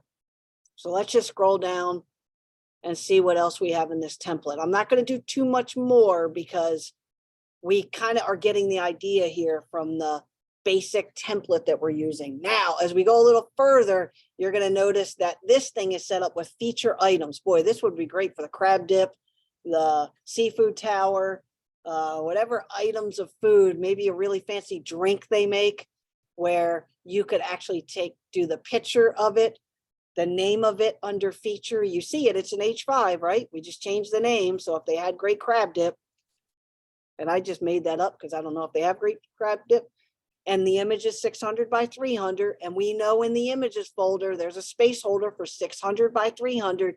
So if we had a picture of the crab dip, we could change the images to whatever the name of the file is. And as long as we put it in the images folder, it would update that link to that image.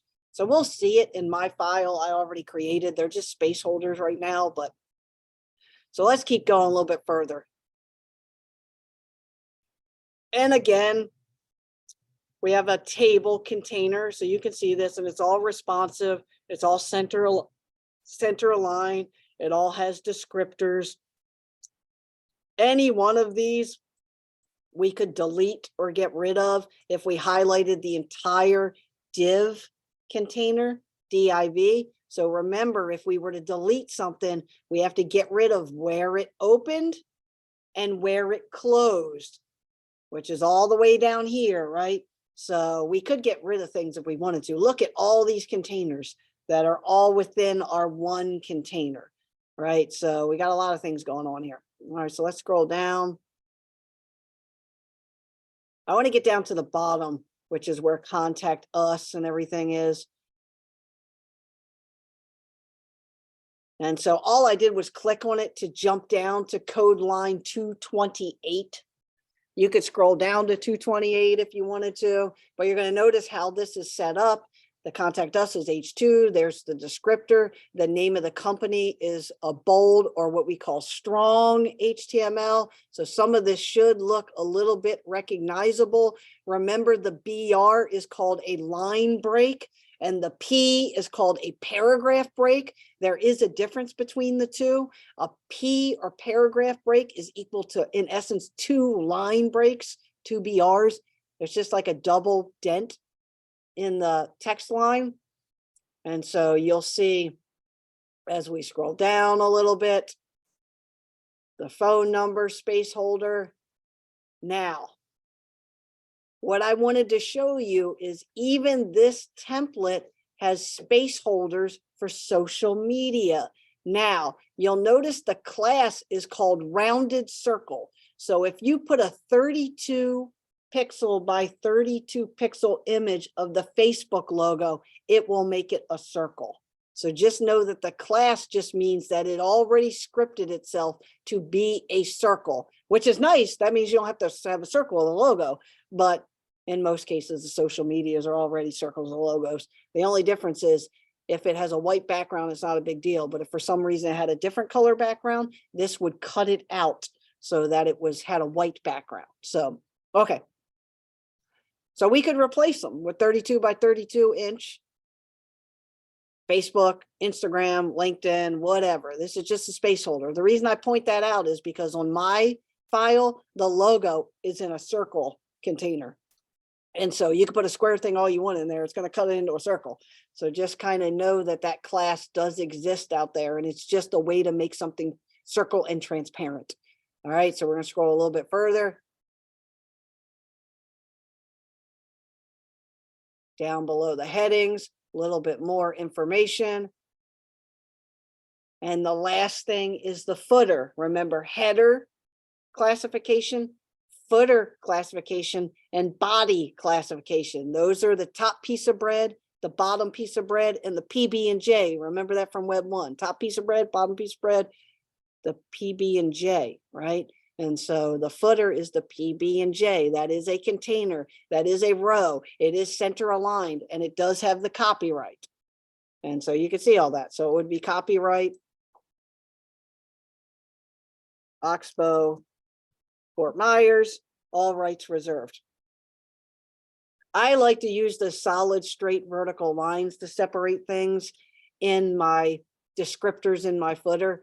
So lots of times I'll put a slash between like city and state, or I might have put a slash between the copyright statement and the all rights reserved. I like to divide things up sometimes so they look a little bit different, but periods are fine too. Just know that that is a standard text, which you should notice from all the other text centered. There's nothing fancy about this. It's not an H1, H2, H3, H4, H5, H7.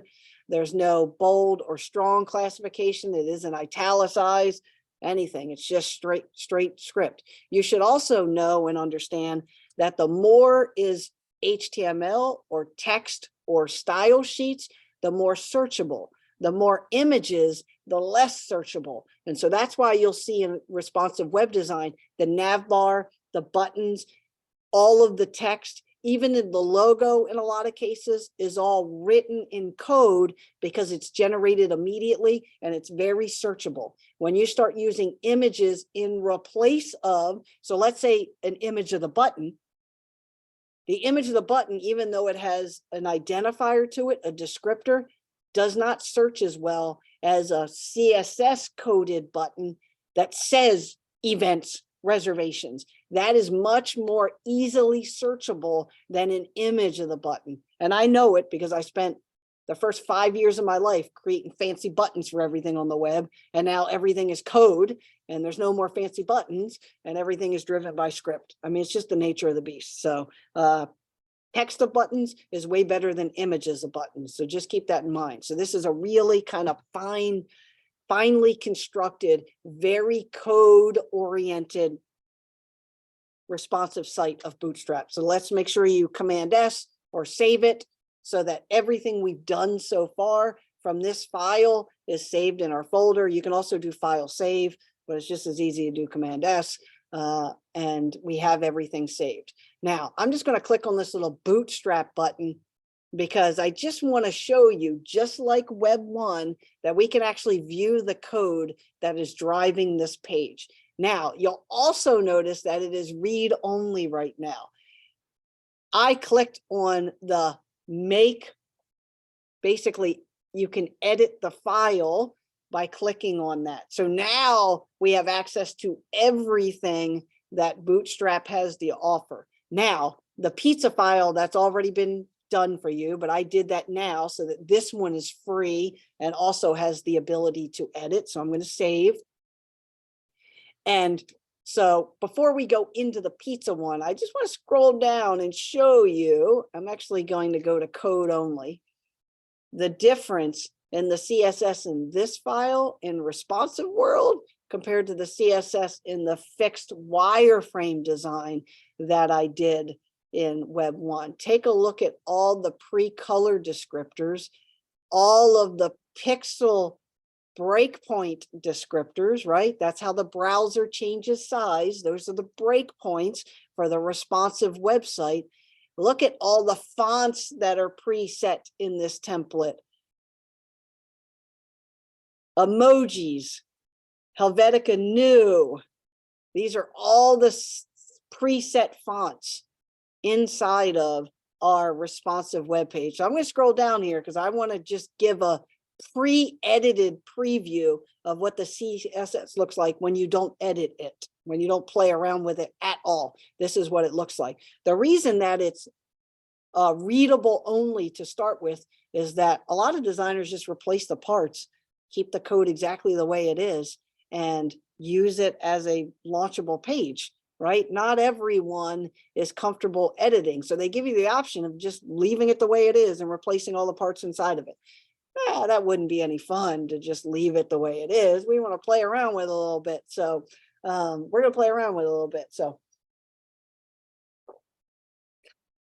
we're going to scroll down and take a look at the code.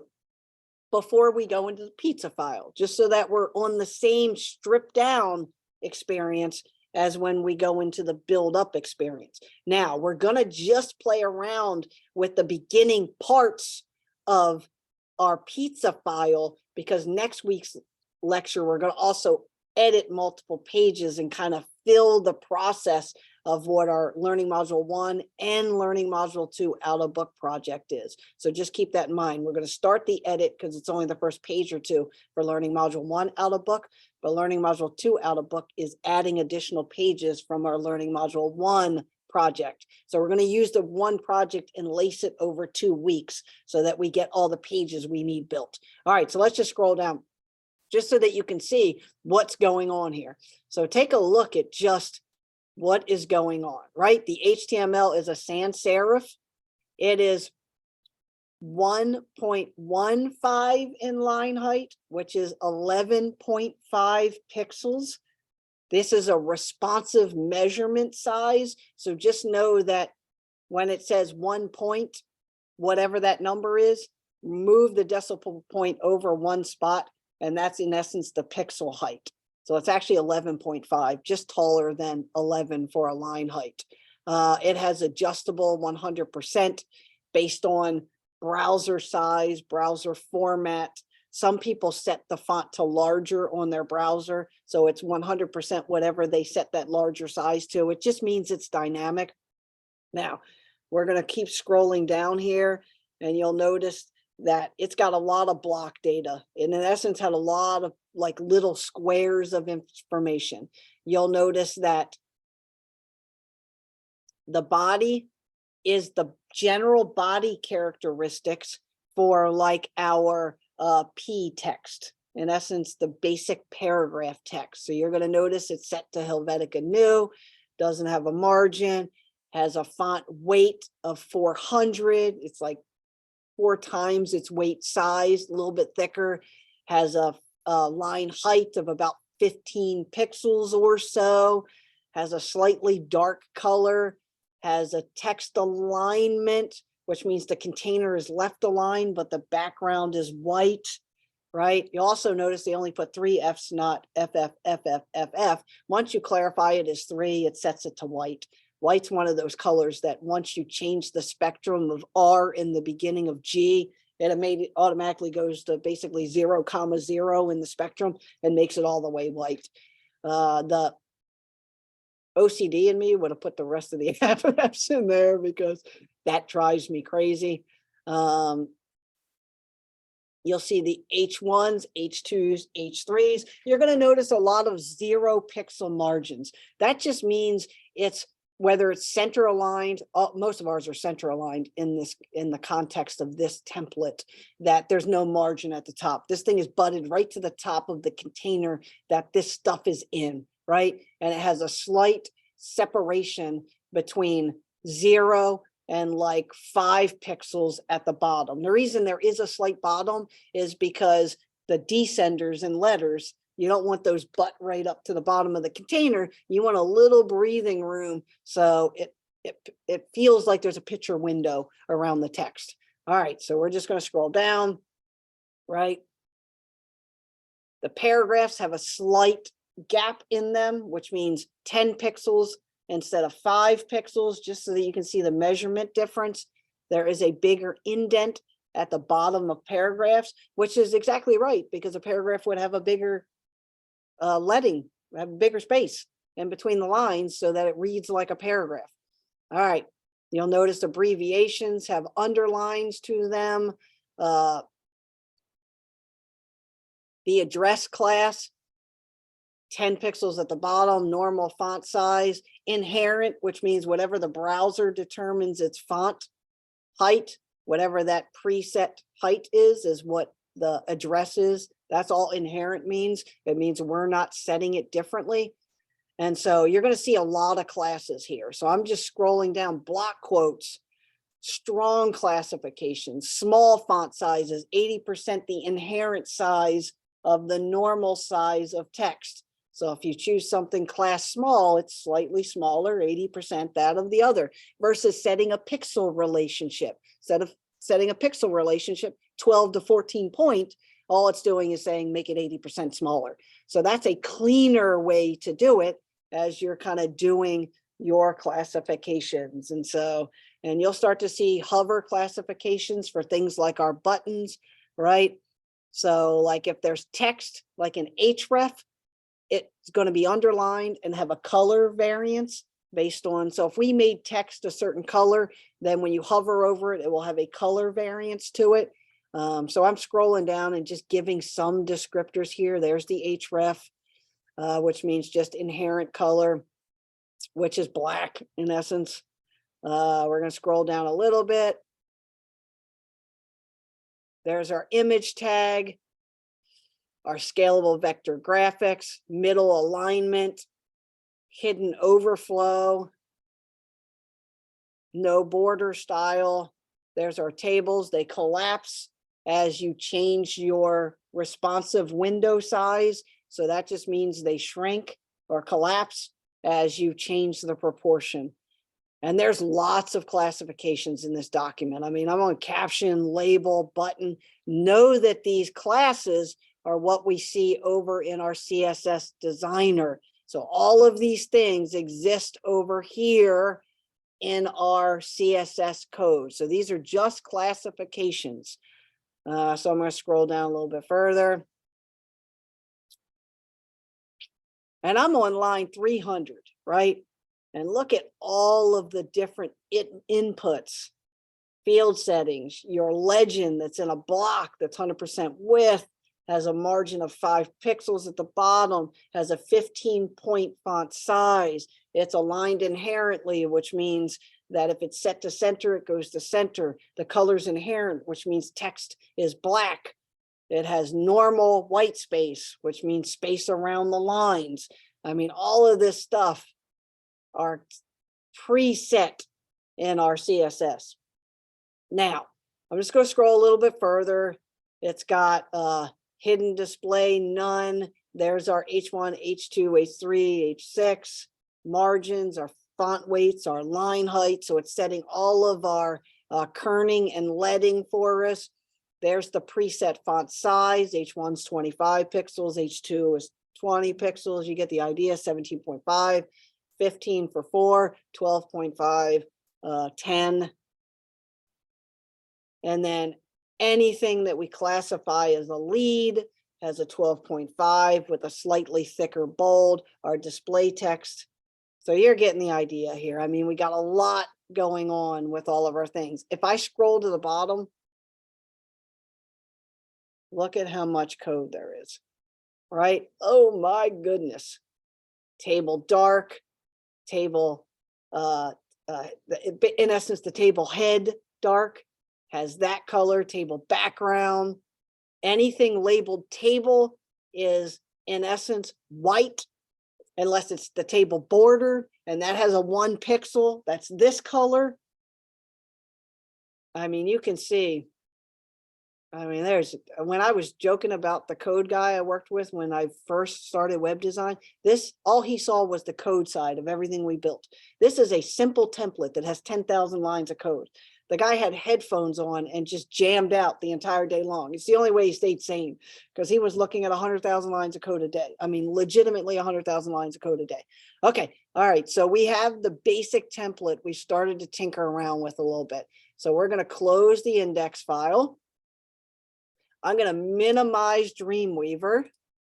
And this little file you should take with you, because you might want to replace the images in this file and start playing around as practice, or for the beginning of your Outlook 1 for your learning module 1. So you have two, in essence, two options as we start to build some Outlook, our own pages using responsive web design. We have Oxbows file, and we have our little pizza file over here. So if you haven't downloaded that yet, it is in our announcement section under week 1 lecture files. And you're going to see the pizza file is right here. So I just clicked on the little download icon and I put it on my desktop.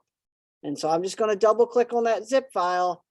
And here is my pizza file. Now, before I go any further, I'm going to rename this file, and you should too, because it's your public HTML file, and it could be your out of book project that you're going to edit your index file or your home page file on. Now, our out of book project is any pizza place, restaurant. I did a list of a bunch of things. For the sake of just editing this file as a space holder, let's change the name of this folder to another restaurant. So I haven't eaten at this place, but I'm interested in and kind of intrigued because it's kind of a funky brunch place, and it's called Skinny Dogs. So Skinny, SKINNY, dogs, but with a Z, DOGZ. So I'm going to do Skinny Dogs, LM01, which is Learning Module 1, and my last name. Now, remember, both names of these root directory folders are just restaurants we're doing kind of as part of our lecture. That does not mean that you can't or shouldn't change the HTML folder to whatever you pick as a business and industry, a thing that you would like to create a couple of pages in responsive web design format. So we're not married to that. We're just using it as part of our lecture. And you can change that name at any time. Just know if you change that name after you start building something, you have to go into Site Manage Sites and change the link to point to the new name. Because once you change the name of the folder, Dreamweaver won't know what it is. They'll say, this file no longer exists. Oh no, really, it does on the desktop. I just changed the name of the folder. So just know that that's the process. So we're just using this as a space holder. So if I double click on that folder, you're going to notice a couple of things. I've already made 2 HTML pages using a Dreamweaver Bootstrap template.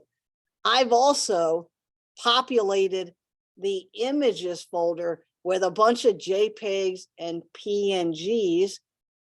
And you'll notice that these were the original space holders for the template that I manipulated. So I left those in there, but I put a bunch of other images in there just to kind of get the ball rolling, get the ball started.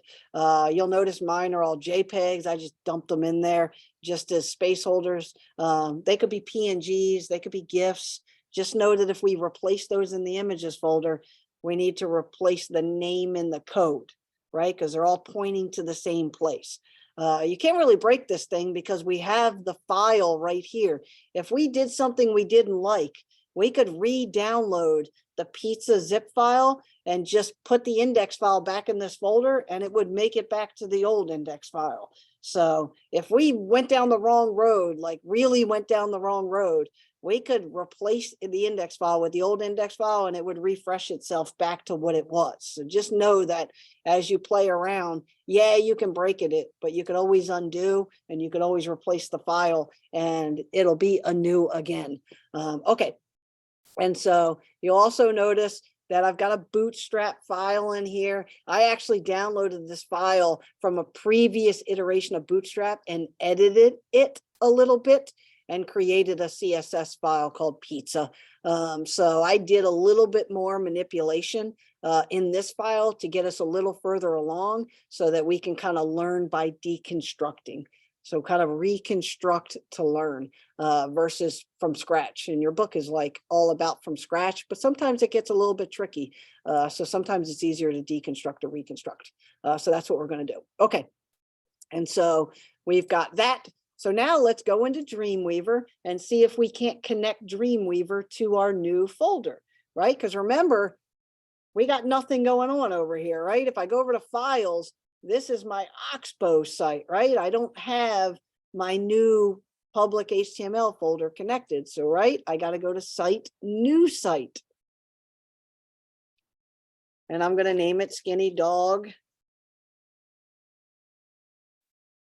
Right, so Site, New Site, and we got to make a new connection. So I'm going to make the name Skinny Dog. I'm going to click on the site folder button, right?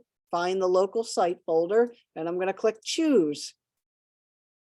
And so now my site connection looks like this, Skinny Dog and pointing to my new Skinny Dog folder. So you should have two folders on your desktop, one for Oxbow and one for Skinny Dogs.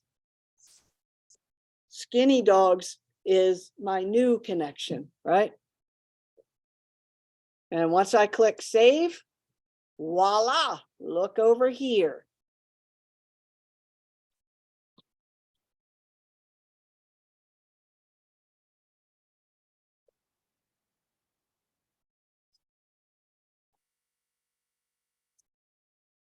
All right, so everyone should now success. Now we've connected to sites twice already in week one. This is like huge success, right?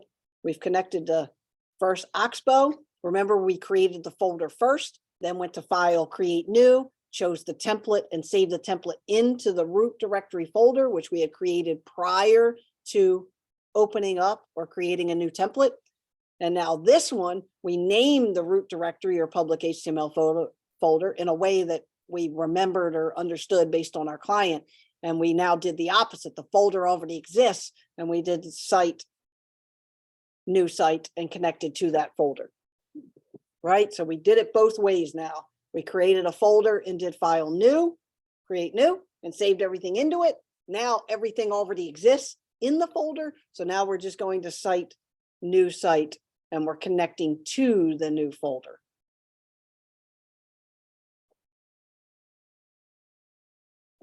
So hopefully everyone is rocking and rolling along here a little bit. And I'm going to open up my index file by just double clicking on it over here. And I'm going to duck across the room very quickly to make sure that students are connected.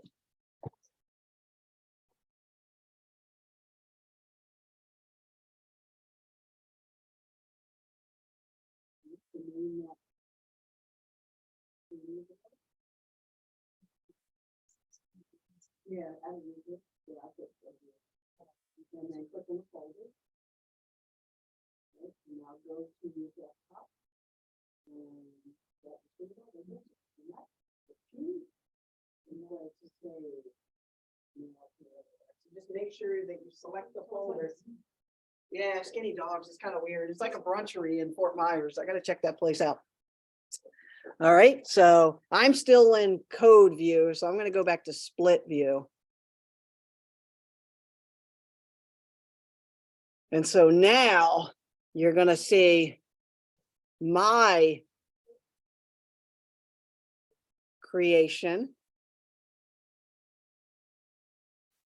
And so I'm just pinching this down a little bit so I have a little bit of room here. And so now you're going to see my container with all of my information. And so let's just take a look at this, right? Same as we did in the previous one. So it needs a title. So we're going to go in and name this Skinny Dogs.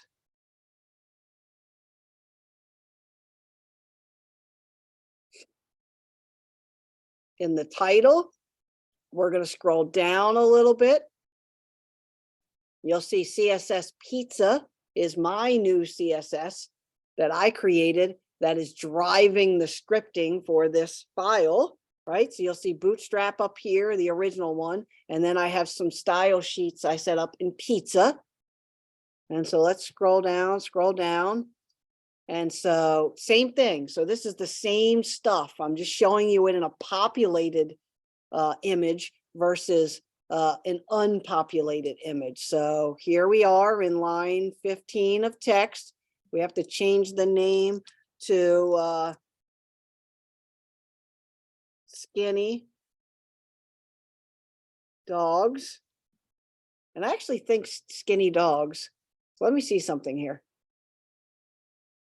I'm gonna open up my, I think it's Skinny Dogs Brunchery.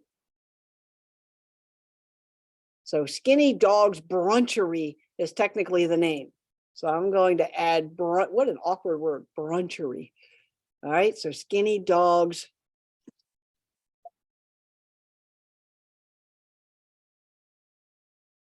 Brunchery. right? Skinny Dogs Brunchery. All right, now you're going to notice a lot of the same things in my template that we saw in the nav area of our other template. But you're going to notice this one only has 2 items in it. It has home and it has beer, because it was pizza and beer place. And you'll notice the href already points to index and beer.html. Now, Brunchery, I don't think serves beer. They have basically home, menu, and drinks. This is the other place they own. They own a bistro of some kind. So I think this might be on 41 by Page Field. So this is menu and drinks. So we need home and menu. And so we're only going to do home and menu right now. So home and menu. And I'm going to change both the text and the HTML. Now, if I change the text and the HTML, I've got to go over here and rename beer to menu, right? So all I did was control click or right click on my beer, right? Right click and go to edit, rename, which is what we did in Web 1. We renamed a bunch of files, right?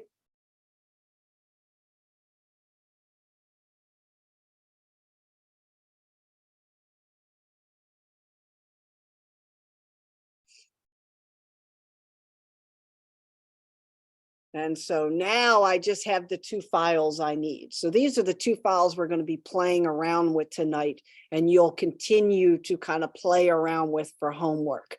Your Outlook for Learning Module 1 is to edit 2 pages. So we're going to play around here a little bit tonight, only with the HTML side of the web page, only the HTML website of the homepage, because next week we're going to play around with the CSS side of both of these pages, and we're going to customize them based on editing the CSS. But also remember that both pages are driven by the same CSS. So we can actually edit it once and it affects both pages.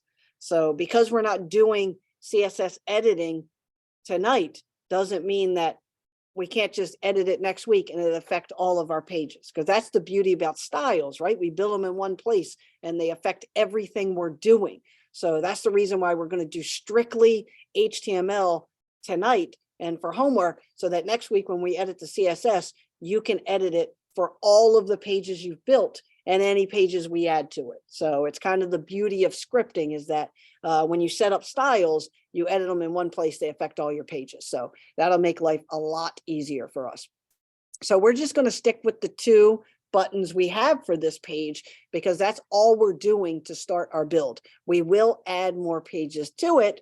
We just only need 2 to get our build started. So we're going to scroll down a little bit further. Now,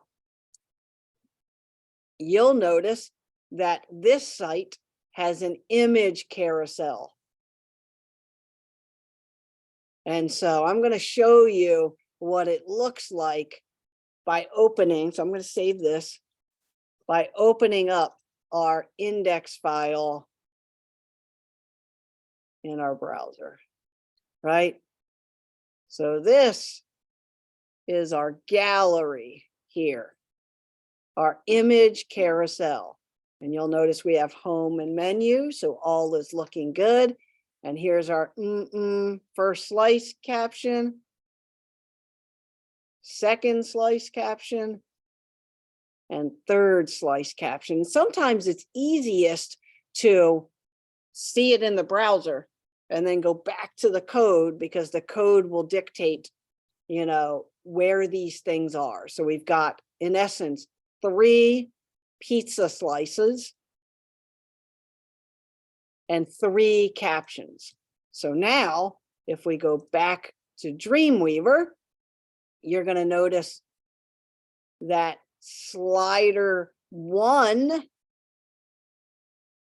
pizza first slide caption, right? So slider 1 JPEG is pizza first slide caption.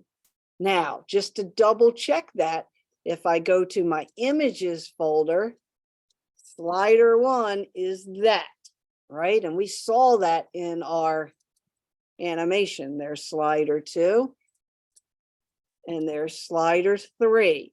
So now we know these 3 images are our carousel in our code with 3 captions and 3 images. So you can see those right there. Carousel is a term for gallery in essence, things that cycle through, right? There is our div class. There is our source. And there is our alt tag, which is called an alt tag. So that means if you mouse your mouse over an image on a browser, if alt tags or alternate information is turned on, it will give you the detail of what that thing is when you move your mouse over it. Now, a couple of things we have to do. First thing is we have to change the name of our first slider, right? So that's the pizza. And we also notice from our empty template that in our CSS, the H5 has a pixel height, has a color, has all of the attributes preset. So we already kind of know that the H5s are white text inside of this layout, and they are a certain pixel height. We know that without even looking at it because we can see it in our image, right? We can see the H5.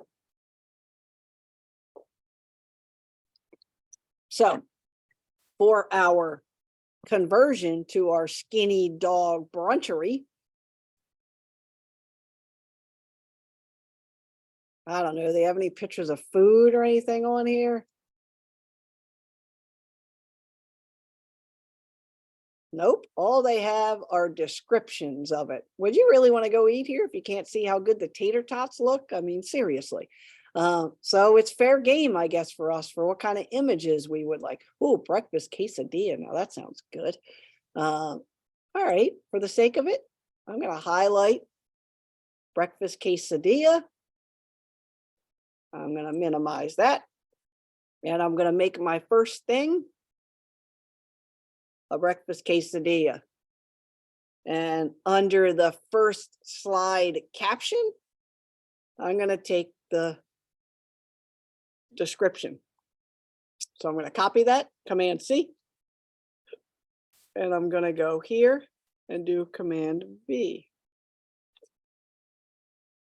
That already looks good, even without replacing the picture. So the first image, breakfast quesadilla, sausage, bacon, onion, scrambled eggs, and cheddar cheese. Don't see any typos. It's all case sensitive. Everything looks good. There's no period. So I just want to make sure there's no periods in anything else. Upper and lower case for the H5 or the title. We need to find a picture of a breakfast quesadilla, if I say so myself. So I'm going to save this. Yep, I'm right here in code line 35 and 36. So now I'm going to see if I can find a breakfast quesadilla. So let me recopy that name so I don't have to respell quesadilla, because although I like quesadillas, there's a chance I might spell that wrong when I search it again. So new window, breakfast quesadilla. Oh, that looks good, doesn't it? I'm going to go over to the images tab. Wow, this is great. I feel like any of these are outstanding.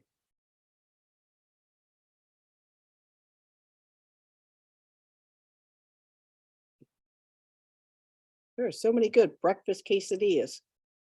I'm just looking at the different formats. A lot of these are portrait, and I need kind of a landscape image. So I'm just looking. Ooh, Pillsbury never lets me down. They have a breakfast quesadilla that is yummy looking, and it's landscape. So let's see. And it's a JPEG. Look at that. So all I did was drag and drop it to the desktop. And so I didn't want to do that because I don't need to crop it or anything. So I'm just saving that image over to the desktop. And I'm actually going to just rename that to breakfast Q. I know I'm cheating because quesadilla is such a hard word to spell, but I guess in theory I could copy it here again and make it breakfast quesadilla, all one word. And I'm going to make it case sensitive and make it all lowercase. Yeah, you can name it breakfast Q, or you can name it breakfast if you wanted to. And I'm going to dump that into the images folder in my skinny dogs folder. So now you're going to see, oh, now you're going to see the quesadilla is in there and slider 1 is in there. Now, so now we added our new image. Now we could go into our code. So let's go into our code. And let's change that picture from slider 1. There's breakfast quesadilla. It's right over there. We can see it under our files. Let's change slider 1 to breakfast quesadilla. Ooh. Look how good that looks. Yummy. Yep, right in line 33 of code. Now, once I started typing in the new name, remember it pre-filled it. And you can actually see when I mouse over, it shows the thumbnail. It pre-filled it because I had already saved it to my images folder, right? So it automatically pre-populates it. So a beautiful thing. So now if I do file save, and I'm just going to go back and open up the file just as practice for you so you can see what is going on, right? So there it is. Oh my gosh, that looks so good. I just opened it up in my browser. So I went back to my desktop and dragged the index file over to Chrome just to open it, because it's a good way just to check and see what's going on here. So home and menus, okay, right? And the new image appears with our breakfast quesadilla and our text underneath it. So I just dragged it over to the browser so that I could see it again. So let's just scroll down here because we're going to do another image just so that we're comfortable in the image editing. So let's see here. Oh, shrimp and grits. That sounds pretty good, doesn't it? So I'm going to copy this. I love shrimp. I'm okay with grits. I grew up in Baltimore. We're south of the Mason-Dixon line. So we did have some Southern meals every once in a while that we would partake in. So I'm going to go over here and now I'm going to go to slider number 2. And we're going to make that shrimp and grits. Now remember, slider 1 had upper and lower case. So make sure your slider 2 is upper and lower case. Line 41 of code, right? Line 41 of code, shrimp and grits.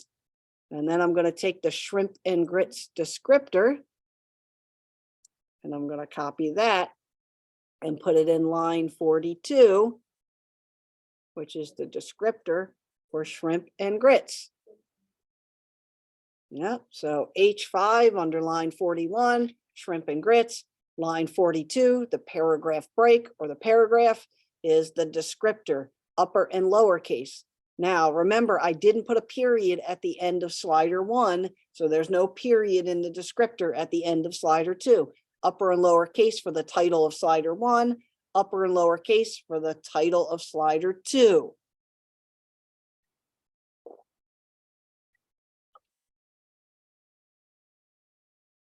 All right, we're doing good. All right, so we're going to save that. Now we need a picture of shrimp and grits. I wonder how easy that's going to be to find. Let's see here. Shrimp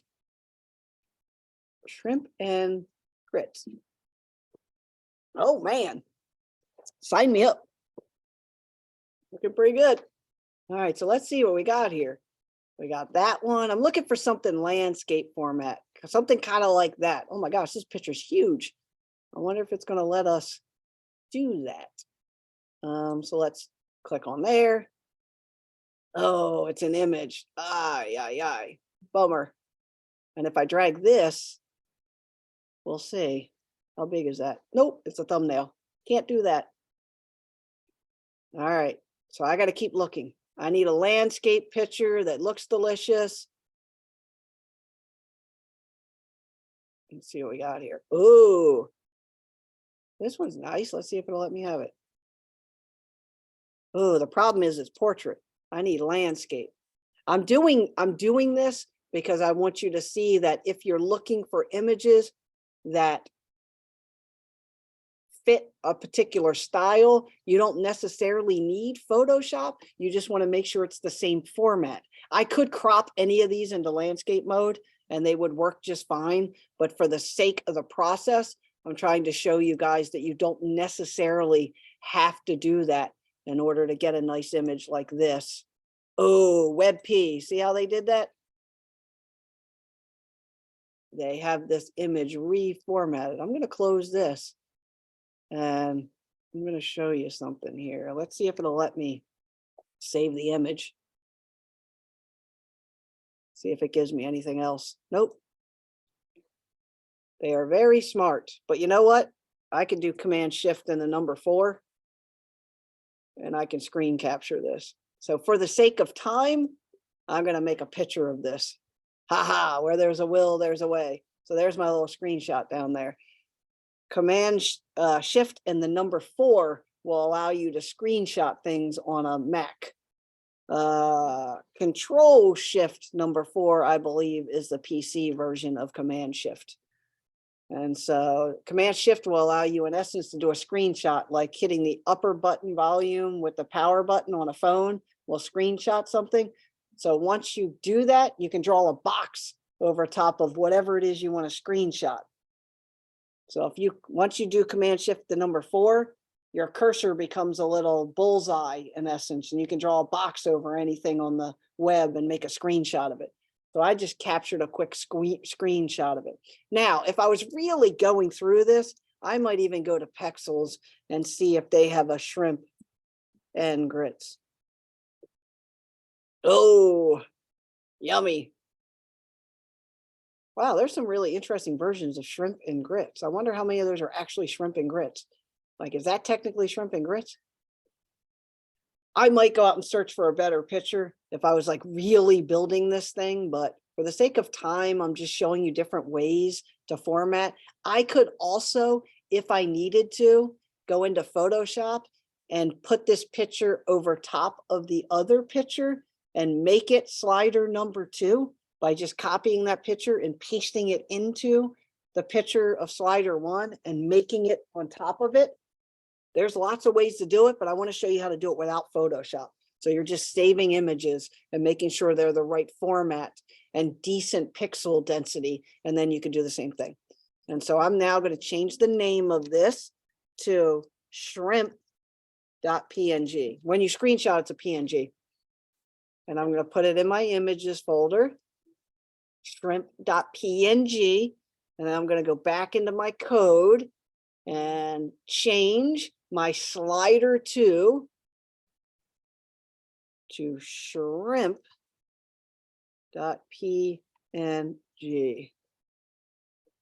So let's make sure that that is a PNG. I'm pretty sure the screenshot's a PNG, but we'll find out here in a second.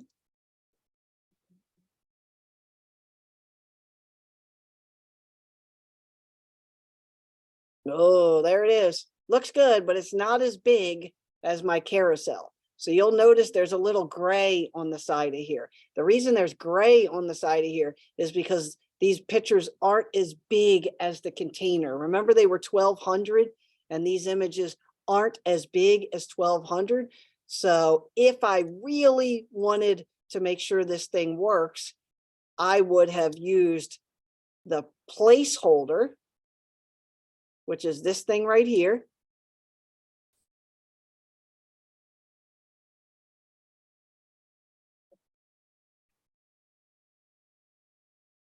I would have used this placeholder right here, and I would have pasted my pictures on top of the placeholder so I knew they were wide enough. Or I would have gotten 2,000 pixel wide images in landscape and they would have filled the whole container. Either way, I don't need Photoshop. I just need to make sure my images are big enough. That's why you'll notice that some of them fill out better than others. And that's because my images aren't as wide as what my setup is for my container size. So just kind of keep that in mind. Really, I should be searching under size large to make sure that I have really big pictures. Like this one's 1,200 pixels. That would have been great if I would have saved that one into my folder versus the ones that I selected. So just kind of keep that in mind as you're editing. But we have all of our images working. And so I'm just gonna scroll down here a little bit so you can see some of my other elements.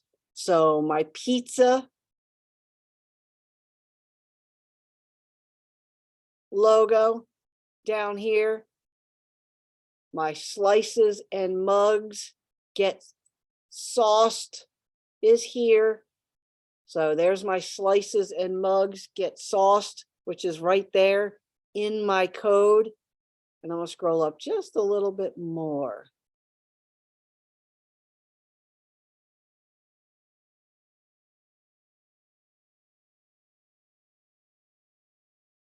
And you're gonna notice, look at this, rounded circle logo is logo.png. So if I replace logo.png with any logo, it will make it a circle.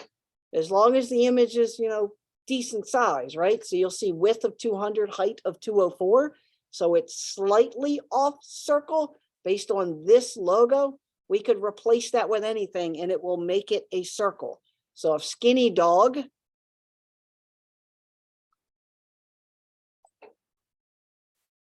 you're going to see skinny dog brunchery here is already a circle. Now,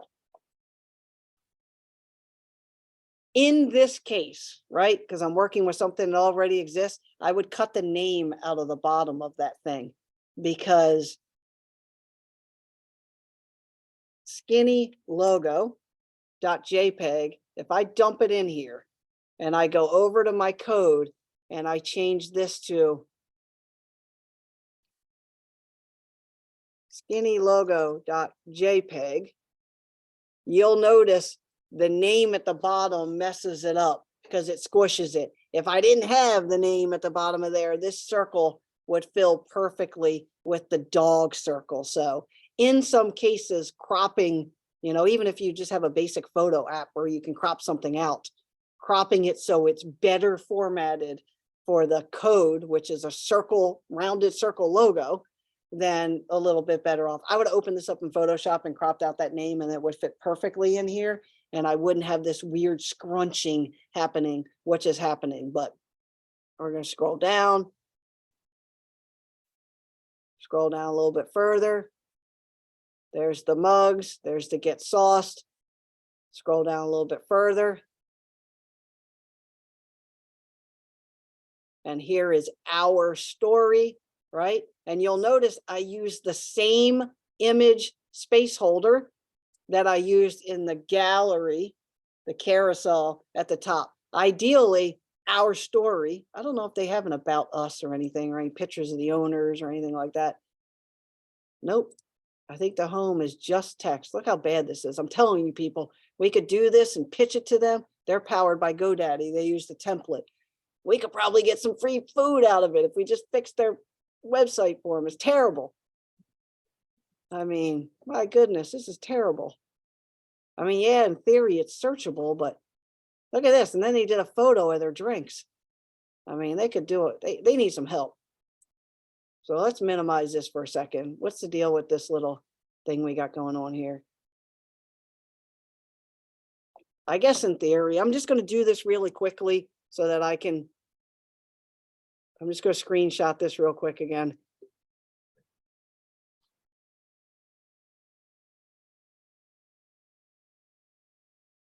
And I'm just going to name it family.png as if this was a picture of their family. I know it isn't. It's like cinnamon buns or something. but I just want you to see all of the space holders. Family.png.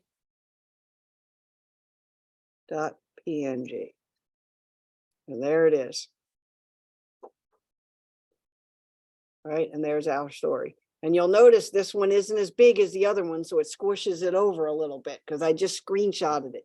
Keep that in mind. You want these to fill the containers that the containers have. So you want to work with big images, not small images, because they won't fill the space like they should. It will fill up to the size of the width of the container that's preset, right? It'll go to the width that's preset by the div ID.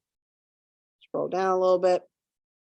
And there's our little dividers. You'll recognize that from our template, right? There's our 3 things with our 3 buttons, same scenarios with headers and descriptors. All I did was edit this one so that we already have some pieces in place for our website. You'll also notice that I made some boo-boos too, so that we could go in and edit some of our text when we get into our style sheets. So I'm going to save this and I'm going to open up menu.html.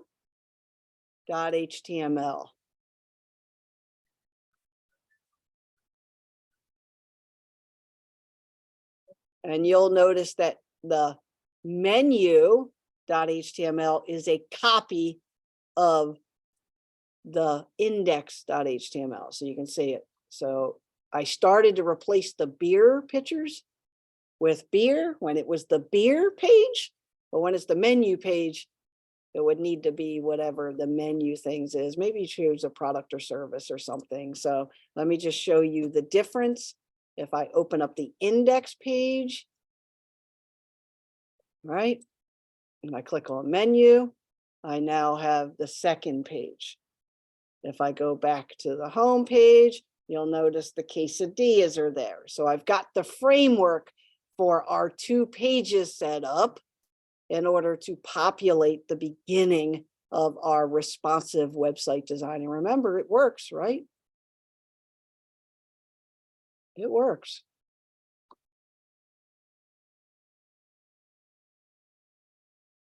Now you'll notice that in page 2, that says beer again, and it says slices and mugs again, right? Because I made the duplicate copy already.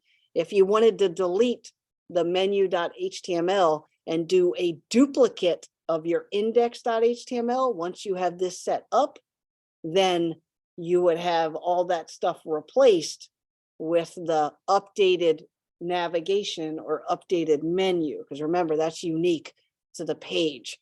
So that is just something to recognize. So if I wanted to duplicate this page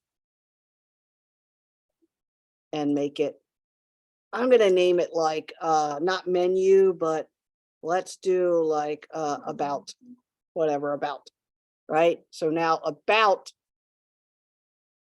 has skinny dogs at the top, right? And my menu one that I use, the old one, still says slices and mugs. So just know that you can duplicate the index and make as many pages as you want, and then we can manipulate the pages. Your homework will be to do the index page, get it all edited the way you like it. So when we duplicate the pages, all of the main information is correct. Now, we're kind of pushing 9:15, so I just want to quickly tie up a couple of things here before I end the recording. I want to give you the descriptor of the possible clients for this little responsive site, right? Restaurant, deli, florist, clothing shop, men's shop, shoe store, lawn care, barber, salon, saloon, church, art gallery, or you may choose your own if you have something you want to create. You can choose your own. Just know that we're building multiple pages by the end of class based on our responsive template. So pick something that has stuff. Maybe your Web 1 project, you created something that you wish was responsive and you want to make it responsive in Web 2 class by taking the content from your fixed website and making it responsive. That's okay too. but just know that part of your homework is to pick something so that you can do your index page, switch out the text and pictures so that we can start replicating multiple pages.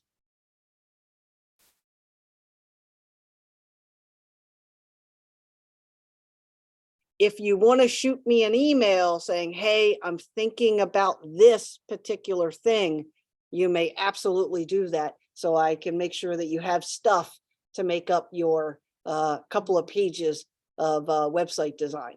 So remember, for homework, it's to take either the skinny dog template, the one that I have a couple of pages created, already placeholders for you, and edit the images and text on the index page, not the CSS. You're only editing what you can see in the index page's code view.